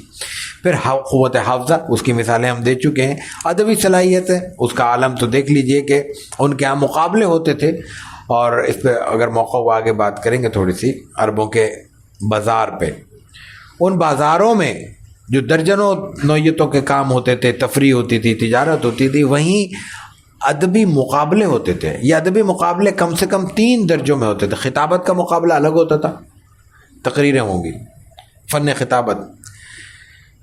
قصائد کا، شعر کا مقابلہ الگ ہوتا تھا. اور پھر تیسرا مقابلہ ان کا ہوتا تھا مختلف کہانت کا یا قصہ گوئی کا، ایام عرب بیان کر رہے ہیں وغیرہ وغیرہ. تو یہ جو ان کے مقابلے تھے، اسی کا یہ کہا جاتا ہے جو عربوں کا پرانا کلام آج محفوظ ہے 7 معلقات کے نام سے، 7 لٹکے ہوئے قصیدے. یہ 7 معلقات یہ کیا ہے؟ یہ جاہلیت کے، اسلام کی آمد، رسول اللہ صلی اللہ علیہ وسلم کی بعثت مبارکہ سے پہلے کے وہ بڑے شاعر ہیں جنہوں نے بڑے بڑے شاعری کے مقابلوں میں اپنے دیوان اور قصائد پیش کیے، اور ان قصائد کو پورے اس وقت کے عرب کے زندہ شعراء نے تسلیم کیا. ان تسلیم کرنے کے بعد اعزاز کے طور پر ان قصائد کو بیت اللہ میں آویزہ کیا گیا، لٹکایا گیا، معلق کیا گیا. وہ قصائد ہیں آج تک محفوظ ہیں ہمارے درمیان. ان میں سب سے بڑا شاعر امرؤ القیس کہلاتا ہے. یہ ادبی ان کی صلاحیت تھی. ظاہر ہے کہ ادبی صلاحیت ایسی غیر معمولی چیز ہے جس کا مثبت استعمال انسان کو کہیں سے کہیں پہنچا دیتا ہے. بولنے میں، تحریر میں، تقریر میں، عام گفتگو میں، مکالمے میں، مذاکرے میں، بحث مباحثے میں، ہر جگہ انسان کی قوت تحریر اور قوت تقریر اس کا کام آتی ہے، اس کا جوہر سمجھی جاتی ہے. اچھے بولنے والے کی ہر جگہ ضرورت آج بھی محسوس ہوتی ہے. اچھے لکھنے والے کو آج بھی ہر مقام پہ ہاتھوں ہاتھ لیا جاتا ہے. یہ ان کی ایک خوبی تھی جو رسول اللہ صلی اللہ علیہ وسلم کے اس پورے عمل میں مفید ہوئی. اور آخری بات اس حوالے سے، انتہائی درجے کے سخی اور فیاض تھے. ان کو اسے دلچسپی نہیں تھی کہ کل کے لیے کیا رکھنا ہے. اس میں ظاہر ہے کہ اطراحٹ کا پہلو بھی تھا، دکھلاوے کا پہلو بھی تھا. مسئلہ یہ نہیں ہے کہ اسلام نے کوئی الگ سے کوئی دین ہمیں دیا ہے یا الگ سے کوئی ہمیں اخلاق کی کردار سازی کی ہے. وہ کردار جو پہلے سے موجود تھا اس کا زہر نکال لیا ہے، اس کی اچھائیاں قبول کر لی ہیں، اس کا فاسد مادہ نکال دیا. سخاوت ایک اچھی چیز تھی، سخاوت میں دکھلاوا تھا، دکھلاوا نکال دیا. سخاوت یہ ہے کہ اللہ کے لیے، اللہ کی مخلوق کی خدمت کی جائے، یہ سخاوت ہے. بغیر بتائے، بغیر جتائے، بغیر دکھائے. وہی نیکی کا کام دکھا کے کرو گے، خاموشی سے کرو گے، لیکن جس کے ساتھ کیا اس کو جتا کے کرو گے یا پوری دنیا کو دکھا کے کرو گے، وہ غلط ہے. خرچ کرنے کے باوجود ثواب نہیں ملے گا. کروڑوں روپے مٹی کا ڈھیر بن جائیں گے اگر اس میں دکھلاوا ہے، اگر اس میں جتانے کا عمل ہے. اس کے برعکس چند سکے اللہ کے ہاں، اللہ کے رسول صلی اللہ علیہ وسلم کے درجہ پاتے ہیں. آپ علیہ الصلوۃ والتسلیم نے ایک بار کسی لڑائی کا موقع تھا، غزوہ تھا، ظاہر ہے مسلمانوں کی بے سر و سامانی کا عالم تھا، ان کے پاس وسائل نہیں تھے. آپ نے کہا بھائی جو کچھ ہے لے آؤ تاکہ تیاری کی جائے، لشکر ہے، کھانا سب سے بڑا مسئلہ ہوتا ہے زیادہ راہ کا. تو سب نے اپنے گھروں سے لانا شروع کیا، ڈھیر لگ گیا مسجد نبوی میں. یہ سارے کام مسجد نبوی میں ہوتے تھے، مدنی عہد کی بات ہے. ایسے میں ایک شخص چند کھجوریں لے کے آتا ہے. بتائیے، غور کیجئے کہ ایک میں تصور کیجئے کہ یہاں پہ امداد جمع ہو رہی ہو کسی واقعے کے لیے، اور بوریوں کے بوریاں چاول اور گندم کی یہاں ڈھیر کر دی جائیں. ایسے میں ایک شخص کو مٹھی بھر جو لے کے آ جائے، مٹھی بھر کھجور لے کے آ جائے، ہم میں سے کوئی اس کو عزت دے گا؟ کیا کہ رکھ دے، ٹھیک ہے یار آ گیا چلو. غور کرنا پسند نہیں کریں گے، دیکھنا پسند نہیں کریں گے. رسول اللہ صلی اللہ علیہ وسلم نے اس مزدور سے، وہ مزدور سے صحابی، انہوں نے مزدوری کی تھی اور اسی مقصد کے لیے مزدوری کی تھی کہ رسول اللہ صلی اللہ علیہ وسلم نے اعلان کیا کچھ چاہیے، چلو کچھ کرتے ہیں، کچھ پانی سینچا، کچھ فلاں کیا، جو بھی کیا، اس کے بعد لے کے آئے اور کھجوریں حضور کو پیش کیا. آپ نے کہا اس پورے ڈھیر پہ پھیلا دو. اس پورے ڈھیر پہ پھیلانے کا مطلب کیا تھا؟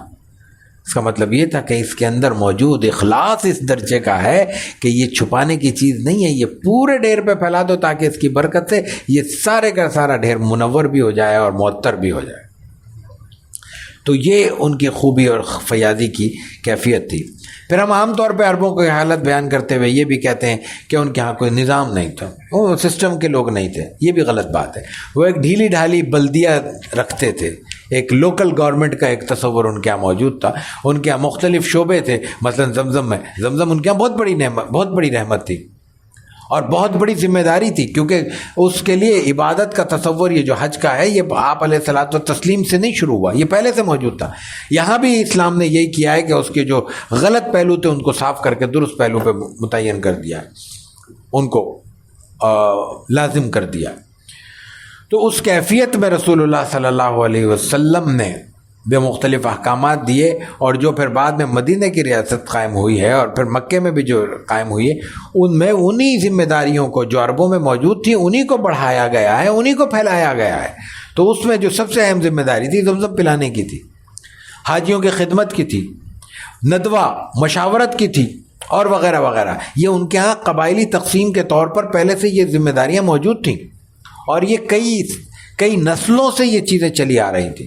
اور یہ ساری ذمہ داریاں قدرتی طور پر رسول اللہ صلی اللہ علیہ وسلم کے خاندان میں تھی. آپ کے اجداد کی ذمہ داریاں تھیں. آپ کے سارے اجداد اپنے اپنے وقت میں سردار رہے ہیں اور کوئی نہ کوئی ذمہ داری ادا کرتے رہے ہیں. یہ خاص طور سے جو قبائلی طرز کی ایک لوکل گورنمنٹ قائم کی تھی، یہ قصی نے کی تھی، رسول اللہ صلی اللہ علیہ وسلم کے جد امجد ہیں. انہوں نے تمام عرب کو جمع کیا اور کہا کہ تم یہ بکھرے ہوئے کیوں ہو؟ ہر قبیلے کا ایک طرف الگ منہ ہے، وہ جو چاہتا ہے اس کا دل چاہتا ہے وہ کرتا ہے. تم اکٹھے ہو جاؤ تو پورے عرب پر تمہاری دھاک بیٹھ جائے گی. قوت کو متحد کرنا، یہ تصور اس وقت بھی ان کے پاس موجود تھا. انہوں نے ان کو متحد کیا، ذمہ داریاں تقسیم کی، نتیجہ یہ ہوا کہ پھر وہ ایک قوت بن کر سامنے آئے. عربوں کی یہ وہ خوبیاں تھیں، بنیادی خوبیاں تھیں جن کی وجہ سے رسول اللہ صلی اللہ علیہ وسلم کو یہاں مبعوث کیا گیا. کوئی بھی بڑا کام کنجوسی سے نہیں ہو سکتا، کوئی بھی بڑا کام بخل سے نہیں ہو سکتا، کوئی بھی بڑا کام خوف زدہ لوگ نہیں کر سکتے، کوئی بھی بڑا کام عقل اور حکمت سے پیدل لوگ نہیں کر سکتے، کوئی بھی بڑا کام قوت حفظ سے عاری لوگ نہیں کر سکتے. اس کے لیے قوت حافظہ بھی چاہیے، انسان کی صلاحیت بھی چاہیے، انسان کے اندر شوق اور جذبہ اور ولولہ بھی چاہیے، انسان کی شجاعت بھی چاہیے اور سخاوت بھی چاہیے. یہ سارے بنیادی اجزائے ترکیبی تھے جو عربوں میں موجود تھے. اس لیے جناب رسول اللہ صلی اللہ علیہ وسلم کو یہاں مبعوث کیا گیا، اور اللہ تعالیٰ نے پھر یہاں سے پوری دنیا کو منور کرنے کے لیے اسلام کا عطیہ ہمیں دیا، جس کا ذکر ہم کر چکے ہیں کہ الیوم اکملت لکم، بالکل اختتام پہ فرمایا، لیکن آغاز تو یہیں سے ہوا ہے کہ الیوم اکملت لکم دینکم واتممت علیکم نعمتی، اور سب سے اہم بات ورضیت لکم الاسلام دینا، تمہارے لیے دین اسلام کو میں نے پسند کر لیا ہے. انسانیت کے لیے، دنیا انسانیت کے لیے اللہ تعالیٰ کی پسند اسلام ہے. ہماری کیا پسند ہے اور ہماری اس پسند کی کیا حیثیت ہو سکتی ہے، یہ اس پہ غور کرنے کی ضرورت ہے. رسول اللہ صلی اللہ علیہ وسلم کی ولادت سے پہلے کچھ واقعات بہت غیر معمولی طور پر اہمیت کے ساتھ پیش آئے ہیں. ان واقعات کو اگر اختصار کے ساتھ بھی ہم ذکر کریں تو ان میں 4-5 پہلو بہت زیادہ اہم ہیں اور نمایاں ہیں. ہم انہی پر اپنی گفتگو کو مختصر رکھنا اور محدود رکھنا چاہتے ہیں. سب سے پہلے ہمیں عربوں کے ہاں مکے میں آبادی کا تصور حضرت اسماعیل سے ملتا ہے.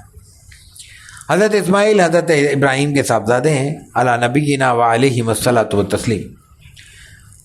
اللہ تعالیٰ نے حکم دیا حضرت ابراہیم کو کہ اپنی بیوی ہاجرہ کو اور ان کے بیٹے اسماعیل کو، جو اس وقت بمشکل چند ماہ کے تھے،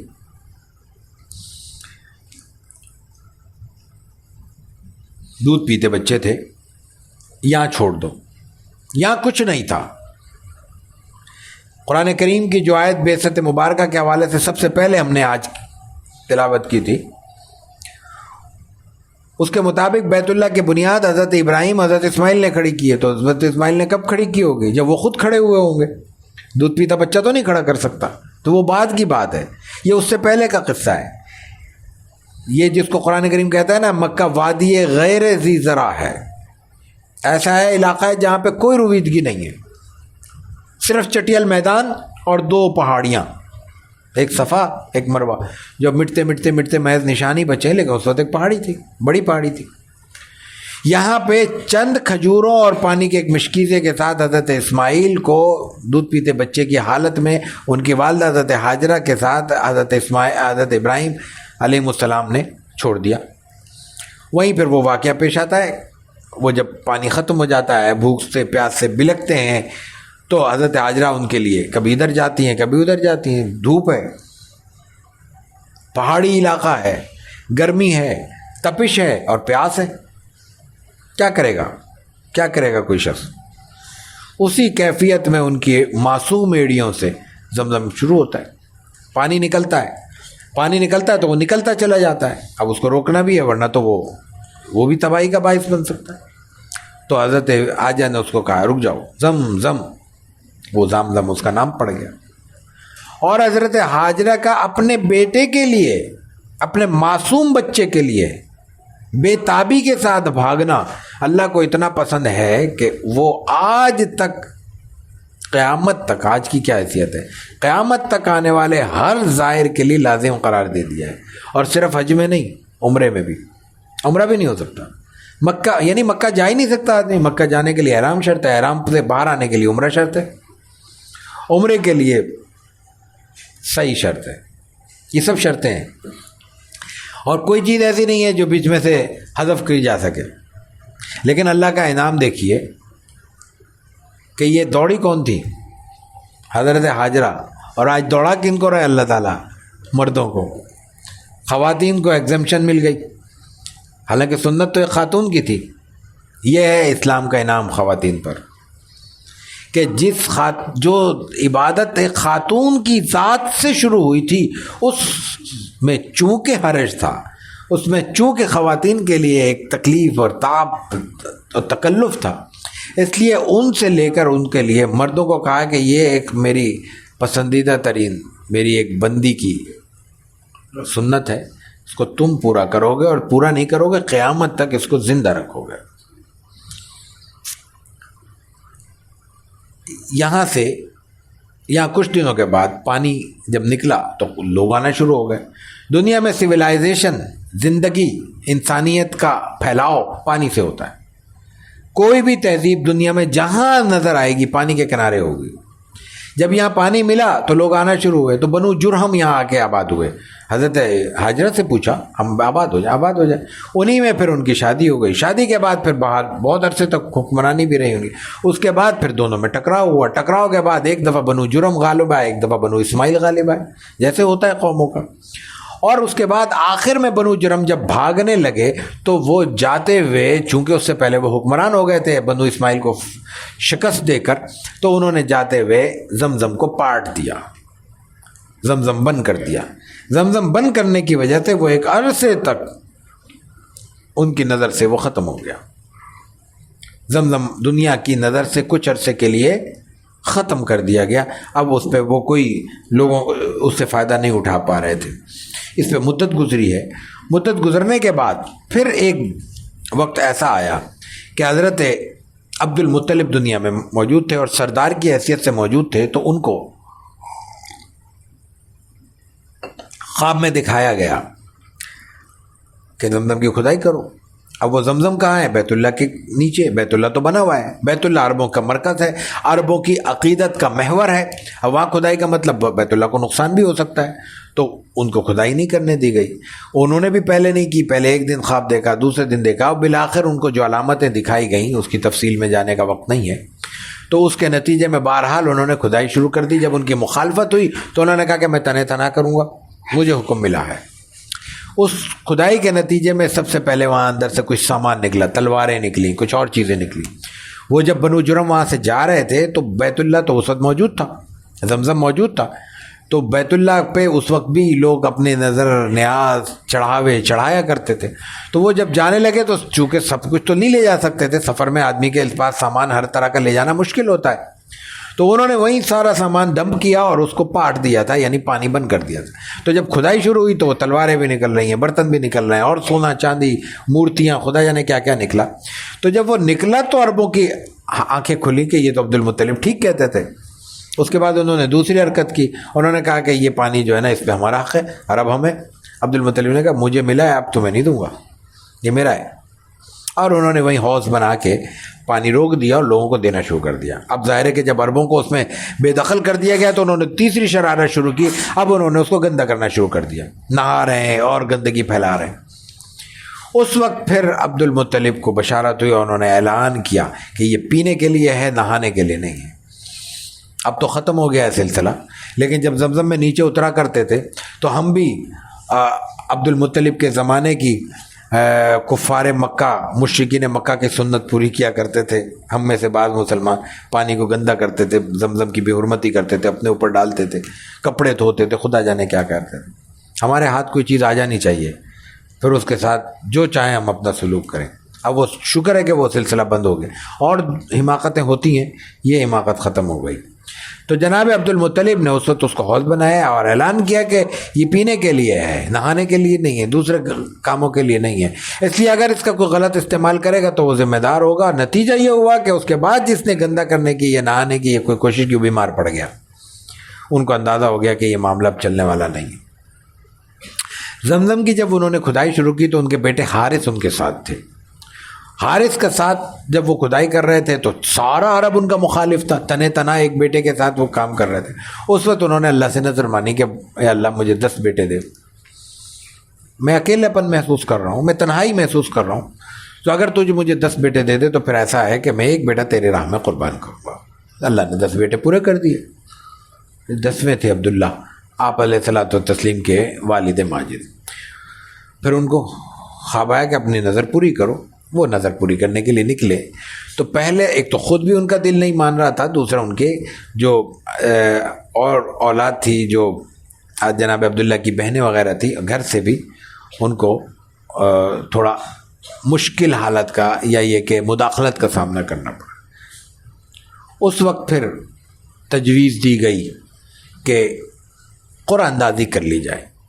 قرآن اندازی کا تصور یہ ہوا کہ ایک جانب جناب عبداللہ اور ایک جانب 10 اونٹوں کو رکھا گیا، اور اس طرح قرآن اندازی کرتے ہوئے بات آگے بڑھانے کی کوشش کی گئی. لیکن پہلے دوسرے 10 کو 20 کر دیا، 30 40 50 کر دیا، قرآن عبداللہ کے نام نکلتا رہا. لیکن وہ بڑھاتے چلے گئے. جب 100 اونٹ تک پہنچے پھر قرآن 100 اونٹ پر نکلا. اس وقت سے آج تک انسان کے خون بہا کی قیمت عربوں میں جو متعین کی جاتی ہے وہ 100 اونٹ سے کی جاتی ہے. کسی کا خون بہا اگر دینا ہو تو اس کی رقم یا تو ظاہر ہے کہ جو صلح میں طے ہو جائے، کچھ بھی مانگ سکتا ہے آدمی، جان بچانے کے لیے دینا پڑتا ہے، لیکن اس کا جو قانونی ضابطہ ہے وہ 100 اونٹ ہے. اس وقت پھر 100 اونٹ ذبح کیے گئے، اور یہ جناب عبداللہ کی طرف کا ایک اور اشارہ تھا. یہ وہ واقعہ ہے جس کی بنیاد پر رسول اللہ صلی اللہ علیہ وسلم کا لقب ہے ابن الذبیحین. ابن الذبیحین کا مطلب 2 ذبیحوں کے بیٹے.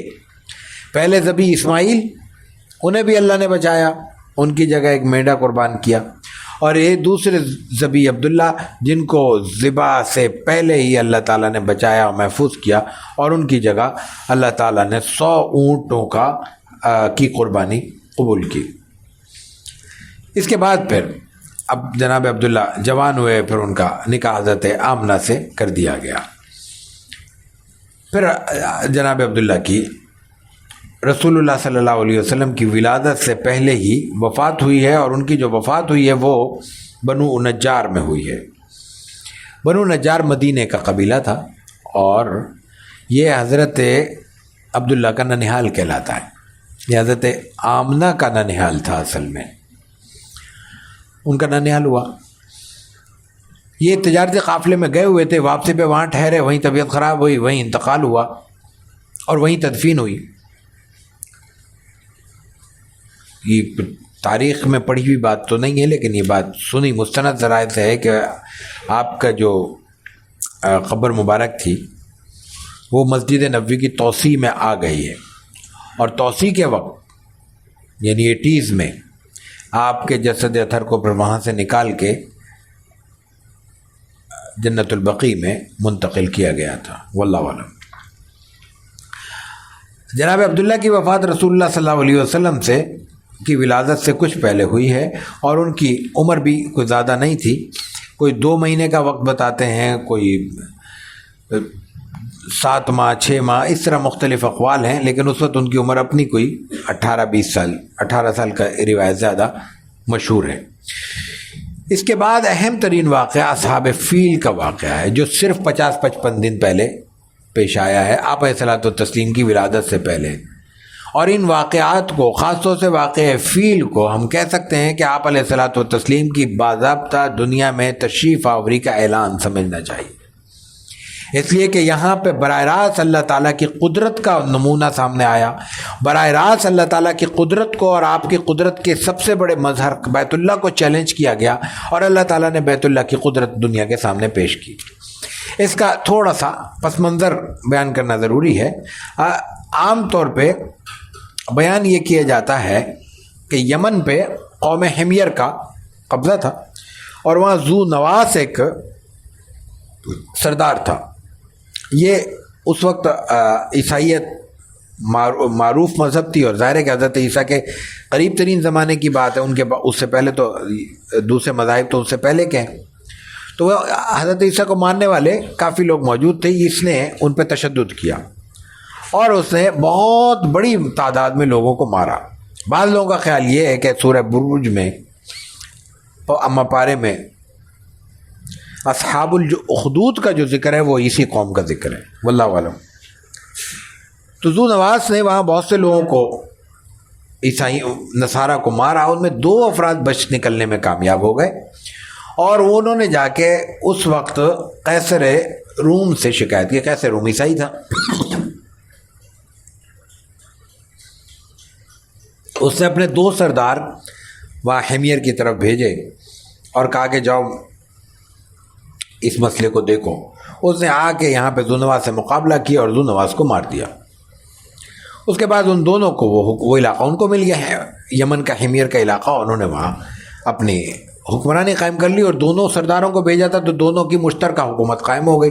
لیکن بہرحال ایک نیام میں 2 تلواریں زیادہ عرصے تو نہیں سمائی جا سکتی، ان دونوں میں جھگڑا ہوا اور لڑائی کی نوبت آئی۔ لڑائی کی جب نوبت آئی تو پھر دونوں سرداروں نے ایک بات بڑی کی، یہ بہرحال ان کی بڑائی کی بات ہے۔ انہوں نے کہا کہ لڑائی ہماری ہے تو ہماری قومیں کیوں لڑ رہی ہیں، دونوں کی وہ جو لشکر تھے وہ کیوں لڑے، ہماری لڑائی ہے تو ہمیں لڑنا چاہیے، ہم دونوں کو باہم لڑنا چاہیے۔ تو انہوں نے کہا کہ ہم دونوں لڑتے ہیں۔ جب لڑنے لگے تو وہ جب یہ جو 2 سردار تھے، ایک کا نام تو ابرہہ تھا اور دوسرا کا نام اریات تھا، تو اریات اور ابرہہ نے آپس میں تلوار بازی شروع کر دی۔ اس میں ایک وار پڑا اریات کا ابرہہ پہ، چہرے پہ، اور اس کی ناک وار کٹ گئی، چہرہ ڈراؤنا سا ہو گیا۔ تو اس وقت ابرہہ کا غلام آگے بڑھا اور اس نے اریات کو مار دیا، تو ظاہر ہے کہ پورا علاقہ پھر ابرہہ کے کنٹرول میں آ گیا۔ یہ وہ شخص ہے جس کو شروع دن سے اسلام مکے سے اور بیت اللہ سے ایک نفرت تھی۔ یمن سے لوگ حج کرنے بیت اللہ آتے تھے، تو اس کی ضد میں کہ یہاں سے لوگ وہاں کیوں جاتے ہیں، اس نے ایک عبادت گاہ تعمیر کی اور لوگوں کو پابند کیا کہ یہاں عبادت کیا کرو۔ اس کے کچھ عرصے کے عربوں کے لیے یہ بات شاک تھی، ظاہر ہے کہ ان کے مقابلے میں آ رہا تھا۔ تو کئی روایتیں ہیں، لیکن بہرحال عربوں کی کسی عمل کے نتیجے میں اس نے جو عبادت گاہ یمن میں بنائی تھی اس کو نقصان پہنچا۔ بعض لوگ کہتے ہیں کسی نے جا کے گندگی کی، کسی نے آگ لگا دی، بعض کہتے ہیں کہ عربوں کا قافلہ آیا ہوا تھا، انہوں نے اپنے لیے کوئی آگ جلایا کرتے تھے، تو اس کے نتیجے میں وہاں پہ اس عبادت گاہ کو نقصان پہنچا۔ یہ سارا عمل دیکھ کے اس نے تہیہ کر لیا کہ اب بیت اللہ کو نشانہ بنانا ہے اور بیت اللہ کو ختم کرنا ہے. تو اس نے وہ قافلہ لیا, ایک لشکر, بڑا سا لشکر تیار کیا جس میں بڑے بڑے وہ ہاتھی تیار کیے, جس میں سب سے بڑا ہاتھی جو تھا وہ محمود تھا, اور وہ لشکر لے کے اعلانیہ نکلا. رستے میں اس کو مختلف عرب قبائل ملے, انہوں نے اس سے بعض لوگوں نے اس سے صلح کر لی, لیکن کچھ نے مزاحمت کی, کچھ زخمی ہوئے, کچھ مارے گئے. ان میں ایک نے ابو رغال تھا, اس نے غداری بھی کی اور ان کو راستہ بتایا وغیرہ. خیر جیسے وہ مکے کے قریب پہنچا ہے تو اس نے آنے کے بعد سب سے پہلا کام یہ کیا کہ باہر جتنے جانور لوگوں کے چر رہے تھے, طریقہ یہی ہوتا تھا کہ جانور ابھی بھی یہی ہے, جہاں پہ جانور لوگ پالا کرتے ہیں چھوٹی چھوٹی بستیوں میں, آبادیوں میں, گاؤں میں, وہ شہر سے باہر جاتے ہیں چرنے کے لیے, تو وہاں پہ جانور جتنے چر رہے تھے اس نے اپنی گرفت میں لے لی, پکڑ لی. ظاہر وہ تو آئے لڑنے, ہے ہی دشمن. جناب عبد المطلب کو یہ پتہ چلا تو وہ اس سے مذاکرات کے لیے چلے گئے. اب وہ سمجھا کہ یہ عرب کے سردار ہیں تو یہ بات کرنے آئیں گے کہ بھائی کچھ لے دے کے معاملہ گزارا کر لو, ہمارا علاقہ چھوڑ دو, بیت اللہ کو نقصان نہ پہنچاؤ. جناب عبد المطلب حضور کے دادا ہیں, تصور کیا جا سکتا ہے کیا وجاہت ہوگی, کیا شخصیت ہوگی, کیا ڈیل ڈول ہوگا, کیا شکل صورت ہوگی. تو یہی کہا جاتا ہے کہ وہ بڑے ہینڈسم تھے, اسمارٹ تھے اور بہت وجیح تھے. وہ جب گئے تو ان پہ رو پڑا, اور وہ اتنا رو پڑا کہ وہ نیچے اتر کے بیٹھ گیا. ان کو تو اپنے اسٹیج پہ یا مسند پہ نہیں بلایا, لیکن خود نیچے آ کے ان سے بات کی. انہوں نے جا کے بجائے اس کے کہ یہ کہتے کہ بیت اللہ کو چھوڑ دو یا یہ کر لو, انہوں نے کہا کہ میرے جو جانور پکڑے ہوئے وہ چھوڑ دو. انہوں نے کہا میں تو دل میں آپ کی بڑی قدر تھی, میں نے تو سمجھا تھا کہ آپ اس لیے آئے ہیں, یہ تو بہت چھوٹی بات کی آپ نے. انہوں نے کہا بات چھوٹی ہے یا بڑی ہے, بات اتنی ہے میں ان جانوروں کا مالک ہوں, میں یہ لینے آیا ہوں. بیت اللہ کا مالک میرا رب ہے, وہ جانے اور تم جانو. اور یہ ایمان کا حصہ تھا ان کے. وہ جانور لے کے واپس آئے اور آنے کے بعد انہوں نے دعا کی ہے بیت اللہ کا دروازہ پکڑ کے, اور پھر دعا میں یہی کہا ہے اللہ کو, بھائی تیرے گھر پہ آئے, ہم مقابلہ نہیں کر سکتے, تو خود مقابلہ کر. اور اتنا اپنی دعا پہ ایمان یا یقین تھا ان کا کہ انہوں نے اسی وقت عربوں کو کہا جو عرب قبائل تھے, بھائی پھیل جاؤ, یہاں سے ہٹ جاؤ, بیت اللہ خالی کر دو. یعنی ادھر دعا کی اور ادھر انہوں نے اللہ کے عذاب کا انتظار شروع کر دیا ہے. اور اس کے بعد پھر اللہ تعالیٰ نے بھیجا ہے الم تر کیف فعل ربک باصحاب الفیل الم یجعل کیدہم فی تضلیل وارسل علیہم طیرا ابابیل ترمیہم بحجارۃ من سجیل فجعلہم کعصف مأکول. اللہ تعالیٰ نے ایسے ابابیل بھیجے, پرندے بھیجے. پرندے تھے الگ سی نسل کے تھے, وہ ہماری دنیاوی نسلوں سے ملتے جلتے تھے. یہ خاص یہ نہیں تھے کہ ہم کہیں ابابیل ہی تھے, کوئی فاختہ ہی تھی, کوئی کبوتر ہی تھا کچھ تھا. لیکن وہ اس طرح آئے کہ ان میں ایک دانہ, ایک چھوٹی سی کنکری اور چھوٹا سا چنے کا دانہ سمجھ لیں, اس طرح کی کنکری منہ میں, ایک پنجے میں, ایک پنجے میں, تین ہی سنبھالنے کی جگہ پرندے کے پاس, اس کے علاوہ تو نہیں آپشن. اور اس کی قوت کا عالم یہ تھا کہ جو روایات میں بیان ہوا ہے کہ وہ جس بندے پر وہ کنکری پڑتی تھی, وہ اگر سر میں پڑتی تھی تو پیروں سے نیچے نکلتی تھی اور زمین میں چلی جاتی تھی. بعض وہ کنکریاں بعض کے بعد عہد نبوی میں موجود بھی تھی, محفوظ ہے. اور اس کا حال یہ ہوتا تھا کہ وہ اس کے بعد اس کا انسان کا جسم جھڑنا شروع ہو جاتا تھا. اور اس میں جو سب سے آخر میں جو عبرت کا نشان بنایا گیا ہے وہ خود ابراہ ہے. اور وہ بہت بھاری بھرکم, بہت لمبا چوڑا آدمی تھا, لیکن جب وہ جا رہا تھا تو ایسا لگ رہا تھا کہ کوئی چوزا ہے. جسم جھڑ کے گل کے ختم ہو گیا. اور قرآن کیا کہتا ہے, کعصف مأکول, کھایا ہوا بھوسا. بھوسا کیا ہوتا ہے؟ توڑی. گندم جب نکال لی جائے تو جو پھوک بچتا ہے وہ, اور یہ جب کھا لے جانور تو پھر کیا بچتا ہے, پھر کیا رہتا ہے؟ کھایا ہوا بھوسا, مأکول, کھایا ہوا. یہ کیفیت کی ہے جیتے جاگتے لشکر کے اللہ تعالیٰ کی قدرت نے. اصل میں اس دھرتی پر جو کفر اور شرک کی آماج گاہ بن چکی تھی, اللہ تعالیٰ اپنی قدرت دکھا رہا تھا کہ اس وقت کسی نے کسی بت کو نہیں پکارا, کسی کی طرف انسان کا ذہن نہیں گیا. براہ راست بیت اللہ کا دروازہ پکڑ کے جناب عبد المطلب نے اللہ کو پکارا تھا. اور اس اللہ نے دیکھتے ہی دیکھتے اپنے گھر کو ڈھانے کی نیت سے آنے والے پورے لشکر کو اس کے سارے ساز و سامان کے ساتھ لمحوں میں مٹی کا حصہ بنا دیا. یہ رسول اللہ صلی اللہ علیہ وسلم کی ولادت سے پہلے کا اہم ترین واقعہ ہے۔ اس کے بعد ہم واقعات ولادت وقفے کے بعد شروع کریں گے۔ وقفہ میں نے جیسے عرض کیا تھا ابتدا میں، ہمارا 20 سے 25 منٹ کی خواہش ہے کہ ہو۔ پہلے شاید ہم چائے پیش کریں گے اور اس کے فوراً بعد نماز۔ اس دوران جو حضرات وضو کرنا چاہتے ہیں وہ پہلے جلدی سے وضو کر لیں تاکہ پھر ہم وقت پہ نماز پڑھ کے بہت عجلت میں اپنا پروگرام شروع کر سکیں۔ ایک مسئلہ پہلے بھی ہم بیان کر چکے ہیں، عام طور پر جو نوافل کی عبادت کا وقت ہوتا ہے وہ تنہائی کا وقت ہوتا ہے، اور ایسے مواقع ہوتے ہیں جب انسان کو کوئی اور مصروفیت نہ ہو۔ ایسے مواقع میں جب کوئی پروگرام ہو یا کوئی اور پڑھنے پڑھانے کی مصروفیت چل رہی ہو تو فرض ادا کرنے چاہیے، سنتوں کا بھی اہتمام ہونا چاہیے، لیکن نوافل کو ایسے موقع کے لیے موقوف کر دینا چاہیے جب انسان اطمینان سے اللہ کے حضور پڑھ سکے۔ ایک شخص نماز پڑھ رہا ہے، ایک شخص انتظار میں کھڑا ہے، یہ خود عبادت کے تصور کے بھی خلاف ہے اور اس کے ادب کے بھی خلاف ہے۔ تو میری گزارش ہوگی کہ ان آداب کا خیال رکھتے ہوئے نماز کی ادائیگی کریں تاکہ ہم بر وقت دوسرا حصہ شروع کر سکیں۔